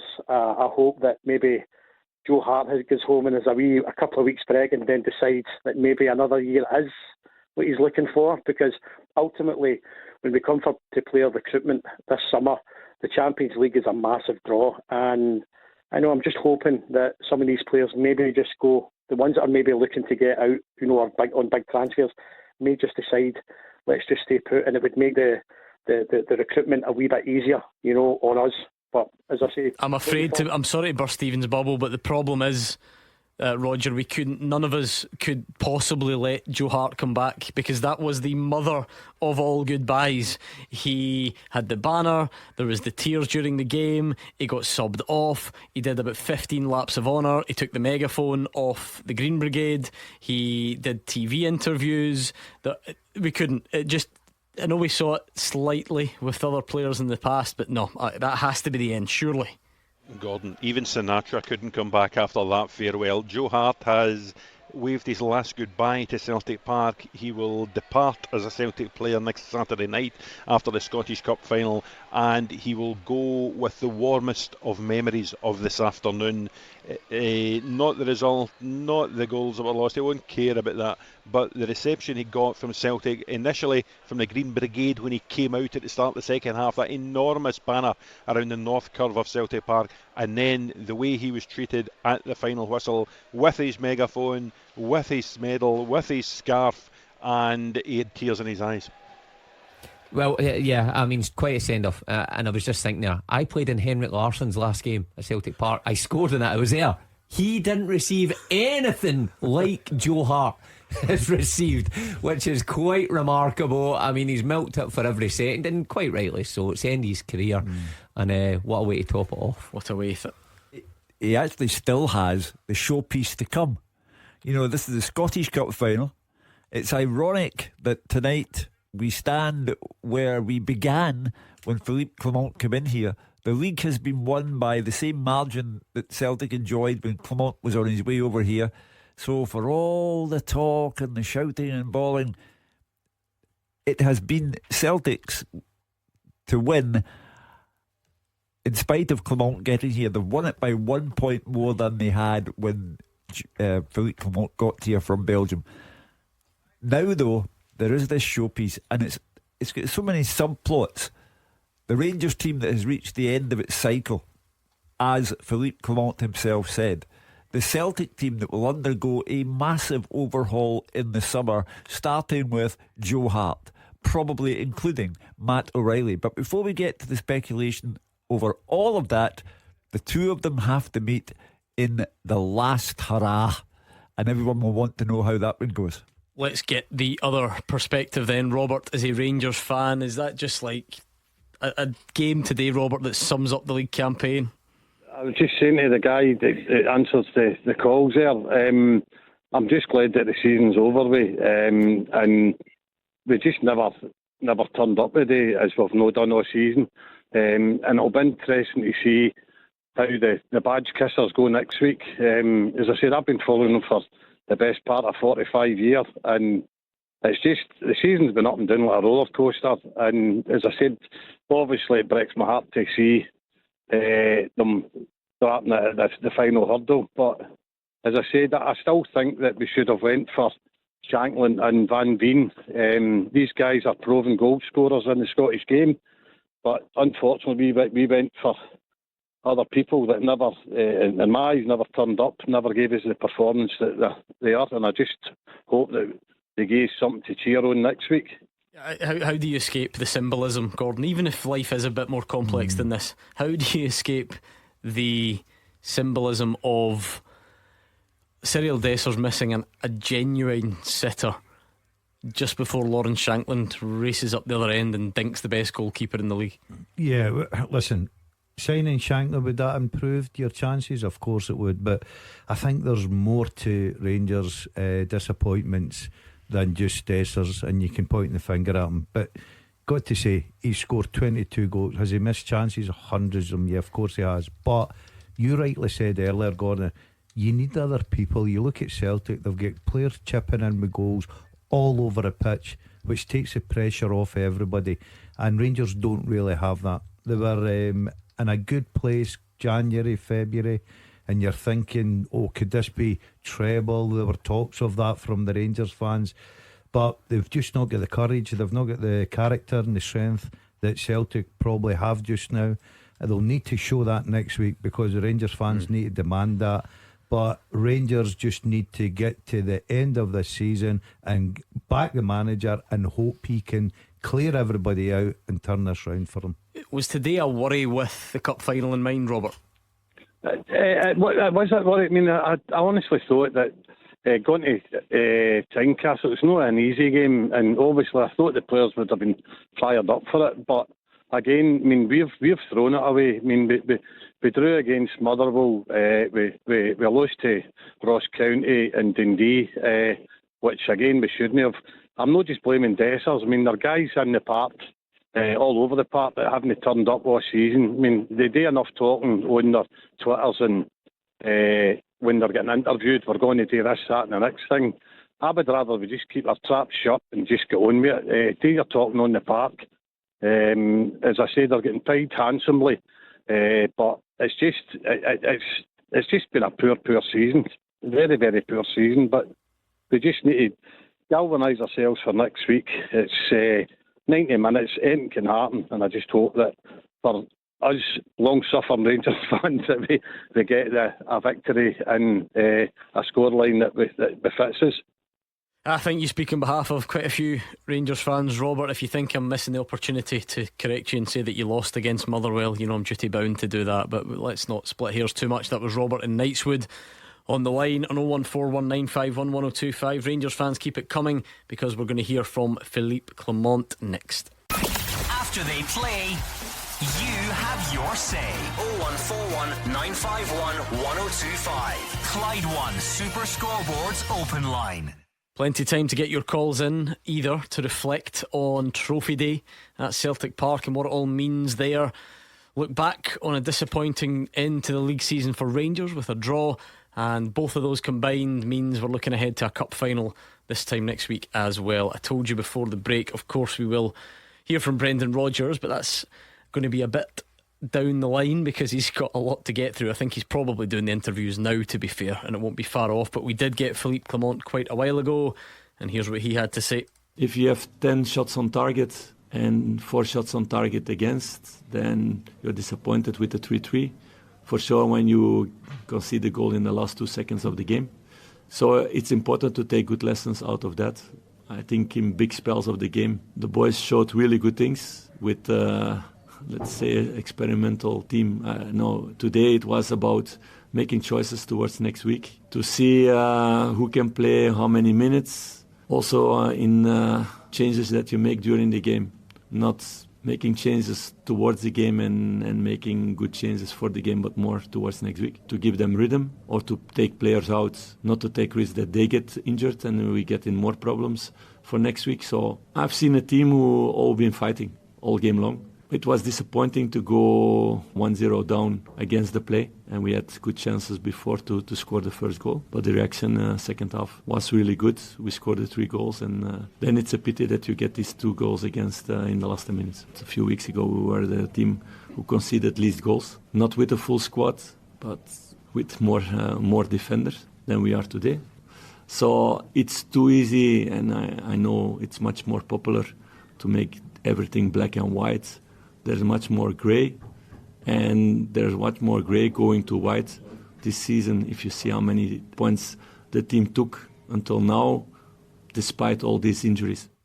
I think he's talked himself into a corner, really. You know, because the lead for Celtic was 7 points when he got here, and Celtic are now champions by 8 points. So it's as if his arrival meant nothing. What Celtic had when he arrived, they have now that he's been here for 6 months. And also when he says that we take lessons out of that in drawing 3-3, well, I can hear the Rangers fans saying, no, the lesson is that you keep on making the same mistakes. The same things keep on happening. 3-3 against Celtic, 3-3 against Hearts. The same mistakes are being made. So he has to be careful, understand he's got a lot of problems with injury, and he'll have to think long and hard about his cup final team. But he has to be careful that he doesn't talk himself into a corner with the Rangers fans, because they've heard it all before and they're not taking it for granted that everything he says is the truth. I think in the 5 games since the split, I think one thing's for sure, that Rangers are fragile at the back, and for a long time this season they looked a tight unit, and they weren't conceding many goals, and then all of a sudden 9 goals conceded in 5 games. That's not the type of form you want going into a Scottish Cup final against a free scoring Celtic. So, you know, these players need to learn a lesson quickly within this week to get that right if they're going to keep Celtic out. I think Hugh's right, because I was listening to his interview there. I think he's got to be careful. I like Clement. I think that given the summer, if he can get a lot of the big hitters out and get his own players in, then I think you've got to judge him. But he seems to talk in circles for me, and I think Rangers fans would probably pick up on that. I know he keeps now using the injuries, which we all know, but if you look at Celtic today, champions, and the way they went about their business, at points they lost big players. Carter Vickers, McGregor's, Hatatis, guys like that were out for a bit of time. I totally take on board about the amount of injuries that Rangers have had, but they've got a massive squad, and some of the stuff that he's come out with recently in his pressers, I think Rangers fans are starting to just sit up and say, well, what's going on here? But I just think that he's earned the chance to come in now, get to the summer. We'll see what happens next week. He could go on and finish the season on a high, Gordon. Obviously Celtic will get big favourites, but it's a Scottish Cup final. I just think he's got to be given the opportunity in the summer, and I hope that the Rangers board back him in some way. Okay, let's bring in Stephen, who's a Celtic fan, on the line. What's your thoughts today, Stephen? So, obviously, amazing. Finished the year in the high, which maybe 6 months ago, well, not 6 months ago, but 4 months ago, was potentially not going to happen. I think I phoned in and I spoke to, I think it was a Saturday, and I spoke to Hugh, and I kind of moaned about Celtic. It was at Hibs, and we played terribly, and it just showed the lack of depth that we had. I think they kind of, I don't want to sound negative, because obviously we won the day, but I think it shows the players that were playing the day, especially at the back. Stephen Welsh, I'm not a fan. He's in the kind of realms of Mikey Johnson and David Turnbull, in my opinion. Not James Forrest, he's class. But I think it just shows how crucial this summer needs to be in terms of strengthening, and not kind of have the same sort of supermarket sweep approach that we had last summer, where we had all summer and then right at the end we get in all these players and hardly any of them have kicked a ball all year. Just looking to the kind of Rangers game a few weeks ago, there was not one player that started from the last two transfer windows. Obviously Ida played that day, but he kind of came on. Yeah, there clearly will be an overhaul in the wake of the Scottish Cup final, win or lose. I think Brendan Rodgers, one of the main achievements with regard to the manager has been the fact that he has won the league in spite of, not because of, the transfer policy. He had an awful lot of players, and Stephen has highlighted the fact that the Rangers game began with no players from the last two transfer windows involved. Those players, I think, will go, and many of them.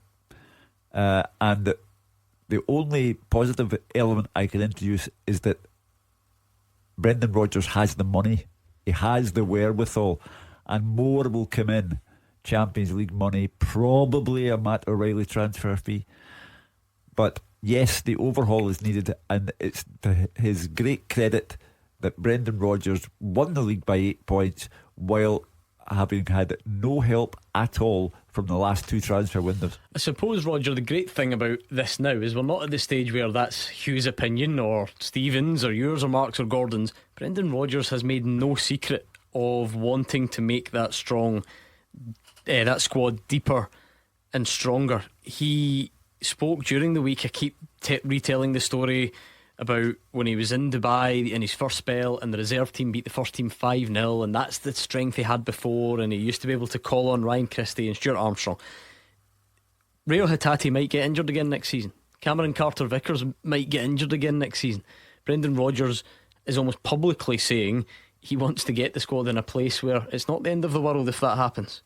Yeah, and listen, Gordon, many times during the course of this season, if Celtic supporters come onto the show and they've discussed the flaws in the recruitment policy, or they've discussed perhaps a need for a director of football or a technical director or something, as we sit here today, Brendan Rodgers has now earned the right to take charge of all of that. When the signings come in this summer, there'll be Brendan Rodgers signings. If they don't work out, the fans can't blame some far off recruitment chief. It's down to the manager. He has made it clear that he will spend the money, he will identify the players, they will be his signings. I think you might get as many as half a dozen in. Of course, Celtic need a goalkeeper with Joe Hart going. If O'Reilly goes, there'll be a midfielder comes in. I do think there'll be a left back, a centre back, another winger. If Adamida's deal doesn't become permanent, there'll be another striker. That's us at half a dozen already. But there won't be signings that are foisted upon Brendan Rodgers. There won't be signings that he doesn't give 100% backing to. He is now back at the top of the football department, unquestionably, at Celtic. He will make all the big calls. He will bring in the players. Thank you very much to Stephen. Let's get more thoughts, I think, along a similar line from John, who's on. How are you, John? Yeah, I'm very happy, guys, winning the league. But as I said, I not often agree with you. I think Hugh Paul does come out to touch this all night. I'm not having a go at young Welsh, but the day shows that if Celtic want to do anything in Europe, these guys haven't got a future at the club. And I think now, although we deserve to win the league, we got a wee bit lucky with Rangers bottling it again. But I think now, as Roger said there, it's time. Brendan Rodgers needs to be back to the hilt here. There's plenty of money in there, and they need to be back to the hilt. We need a good centre half to play alongside Carter Vickers, and we need a goalkeeper obviously to replace Joe Hart. That's the two main priorities in the left back. And obviously, if a midfielder goes, I think now Brendan, he's all the balls in his court now. He holds all races.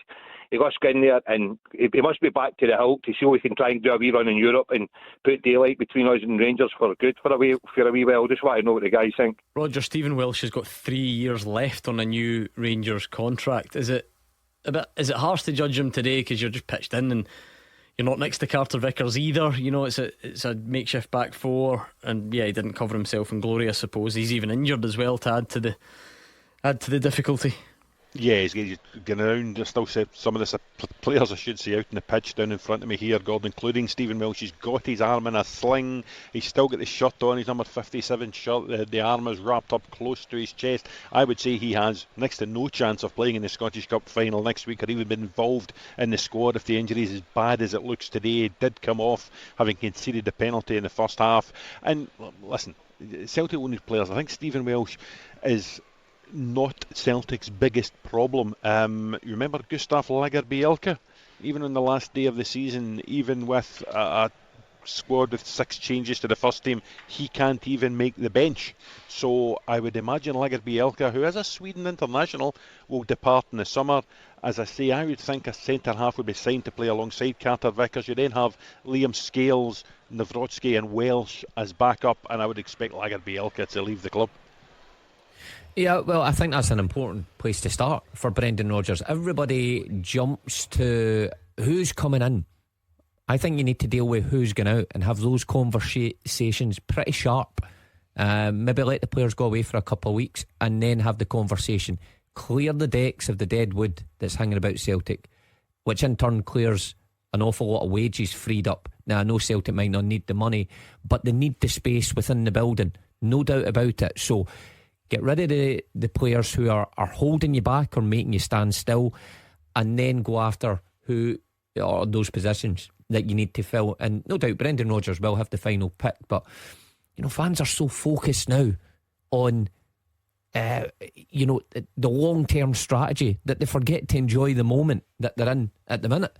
The Celtic players have only put the medals round their necks, and fans are automatically jumping to next season.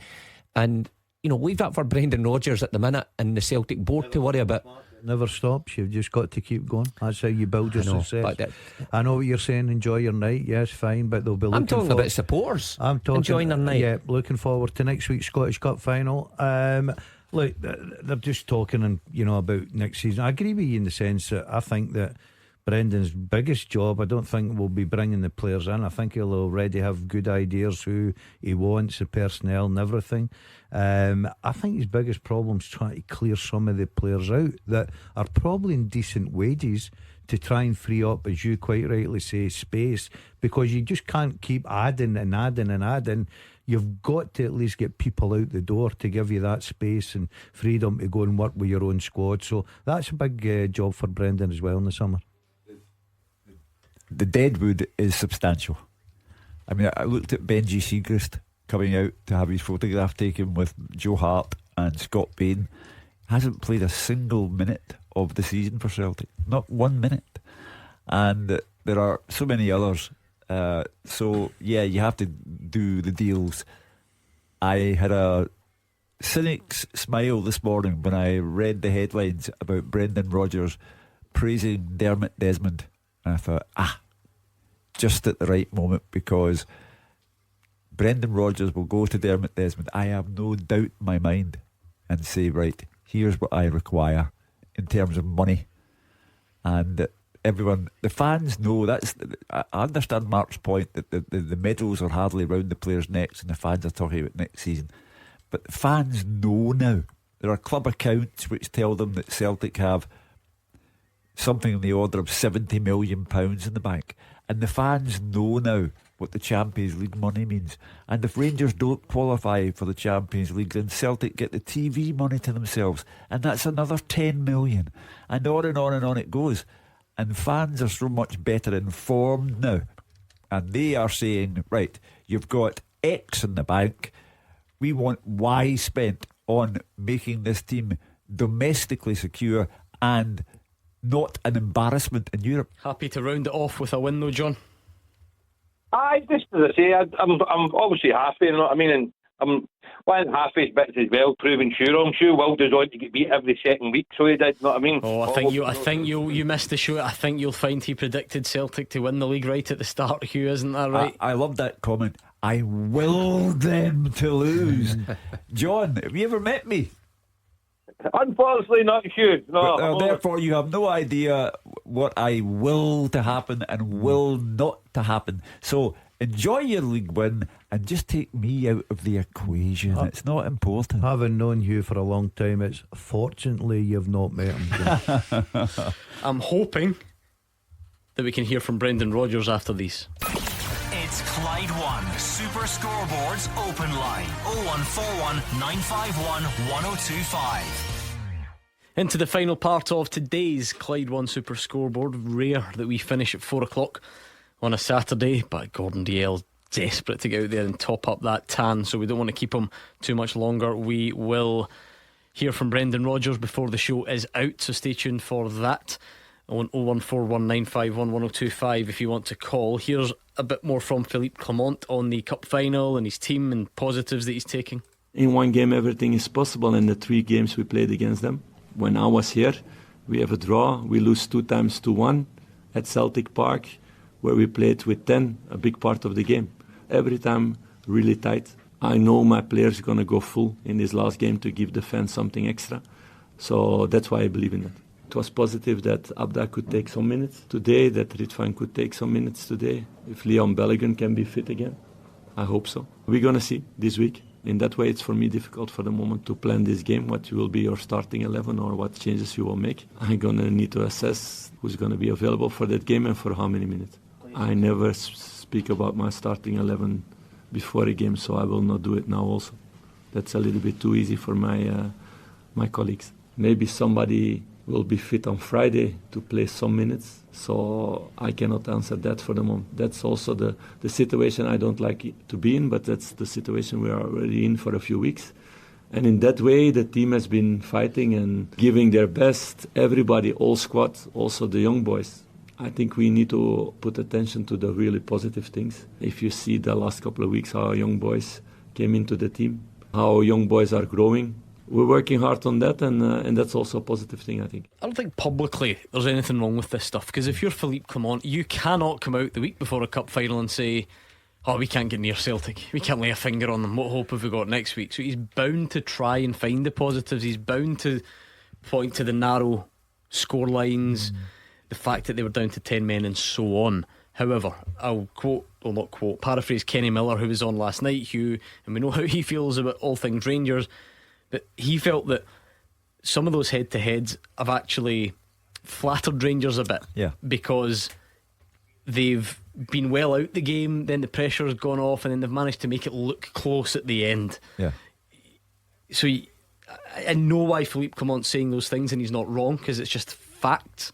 But also don't know if that gives the Rangers fans confidence going into next week. I think he's taken the only diplomatic role he can play, and that is to say, I think it's been, they've been quite tight, those games, because a lot of Rangers fans will agree with him, some will disagree. But you're perfectly correct to say that he's not going to come out and say, oh, Celtic again, murder.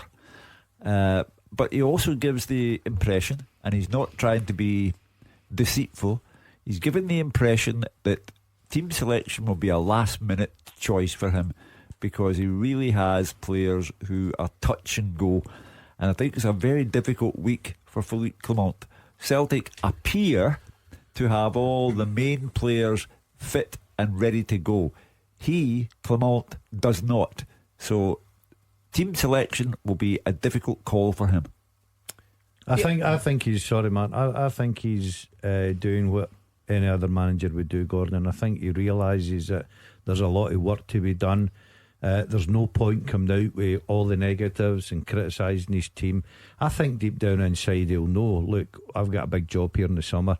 I've got to nurse these players right to the end, and he may get lucky next week. They'll need a bit of luck. They'll need their best game. Celtic will win favourites, no doubt, but I keep going back to the Scottish Cup final, 1-off at Hampden. Anybody can win that. But I think he's just doing the right things. An experienced manager, he wants to get to the line, he wants to see what happens next week. He keeps nursing them along, he talks positive about them. When Rangers fans are on here been very negative about certain players and the way they're playing and stuff like that, he can't afford to do that. He's got to keep them on side. And then after next Saturday, I think you will see a different Rangers football manager. I think he's got to come out and say, right, okay, we got to where we are. We have to change it going forward now. He speaks a lot about personnel and injuries. I wonder if he has to concentrate a lot on tactically in his decisions this week as well, going into this game. So he's faced Celtic a number of times now. He's fell behind in all those. The style of play that he's adopted from the start against Celtic has maybe put his team on the back foot and maybe not given them the best chance of putting Celtic under pressure in the early stages of those games. I wonder if he changes that. We're going to hear from Brendan Rodgers soon, so you can be his warm-up act, Johnny and Shawlands. I'm sure you won't mind. Take it away.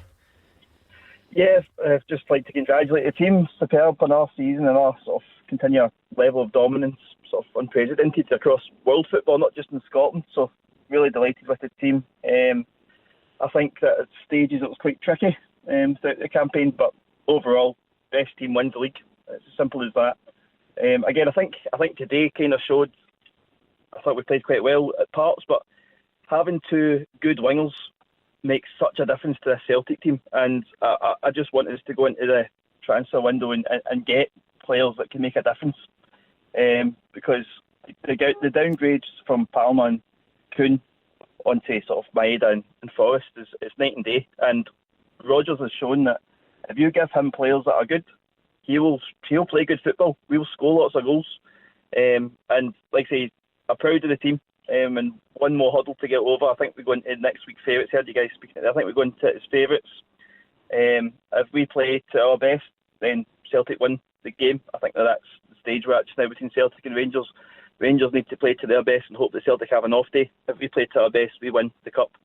So yeah. See just on some of those names, Johnny. Given Brendan Rodgers' track record at improving players, and I know some players might be beyond help, so to speak, but did we not see enough from Palma and Kuhn to at least believe that they could be better next season? You know, they're relatively young, they're just in, they weren't always in the team, but did we not see enough to think that if Brendan Rodgers is the player developer that people think he is, that they actually might be alright next season?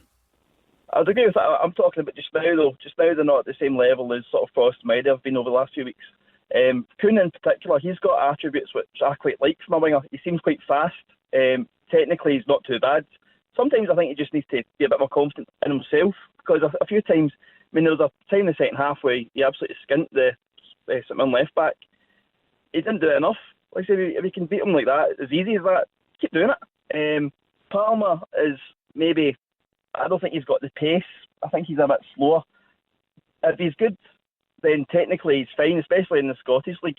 But if we want to get to that next level and compete in Europe and not embarrass ourselves, which like we have for the last sort of 20 years in Europe, you need players with pace, and you need players that have the capabilities to go beyond a player. I think Palmer's a bit too slow for that for a wide man. But I would agree that I wouldn't say get rid of them. I would keep them. And if Rodgers can, especially, I do have a wee bit of hope that Kuhn might come into a good player. But just now, our two best wingers are sort of 32-year-old James Forrest and Maeda, who is a superb football player. But again, technically, sometimes he makes you pull your hair out. I just do think that we need to get another 2-3 quality players that can come straight into the first 11. I think that's fair. I don't think many would disagree. Let me play that Brendan Rodgers clip for you that I promised, Johnny. Here's what he had to say after that Trophy Day celebration. I said to the players beforehand, I showed them a whole collage of negativity that stems back from August right the way through, all the various headlines that was written about the team and about the club, and to reinforce why I said about us writing our own story, because I think it's so important, not just in professional life but in personal life. They will have kids, and it's so important that their messages to the kids are positive. We get up every day and with an attitude to learn and improve and develop, and many people won't see that and will write that off, but that doesn't really matter. The opinion, we have to respect critics in the game, and especially when you're at big clubs. You will have those critics, but it doesn't mean they're right, and it doesn't mean you have to listen to it, especially with people who don't understand what was going through and what this is like. But important that we create our own story, and then you just show that professional attitude I spoke about, the application, and then eventually you tell your own story, and that's what these players have done. he literally pinned it on the dressing room wall, as the football cliche goes. But what the nation needs to know, did any of your Sunday Mail columns make it into the collage of negativity? It's just a collage of his Sunday Mail columns. If you read my Sunday Mail columns, I can assure you, and I'm going to ask them to reproduce some of the headlines next week, because my headlines regarding Brendan Rodgers have been incredibly supportive and defensive of him. When he was involved in all sorts of nonsense over the Jane Lewis business, I defended him to the hilt. Well, I think you've personally been fine on him, but you're trying to tell me none of your columns have been negative about Celtic this season. No, I slaughtered the transfer policy, which then resulted, not because of me, because of their failings in the resignations of two men, including the head of recruitment. Sounds like it's got no. Why did the head of recruitment? Why did the head of recruitment resign? If everything was fine. Honestly, Hugh, sometimes it's okay. Just lighten up. It's fine. The sun is out. We're nearly at the end of the show. Roger Hanna's been sitting in silence for ages. We'll let you have the final say, Roger. I'm in the Marvin Bartley role this afternoon. It's sitting here. Listen, I won't have the longest shift today. There's some Celtic players out there. I've just seen Matt O'Reilly nutmegged by a 7-year-old in the centre circle here at Celtic Park. He'll need to up his game before the Scottish Cup final. It has been Celtic's day. It has been Brendan Rodgers' day, and of course it has been Joe Hart's day. Incredibly, he is still out with his family, with the kids, on the Celtic Park surface. He does not want to go home. There'll be a part of him that does not want to leave this football club, but he's still got 90 minutes work to do before he goes. He's got an appointment to Hampden next week. It will be the biggest day of the season for all concerned. Of course, the Premiership season doesn't finish until tomorrow, but the prizes have been handed out today. Well done to Celtic again, Scottish Premiership champions for season 2023-24. Whatever happens at the bottom tomorrow, add that to the list and we reflect on it all and begin the Scottish Cup final build up from Monday at 6 o'clock. Enjoy the rest of your sunny Saturday and we'll speak to you then.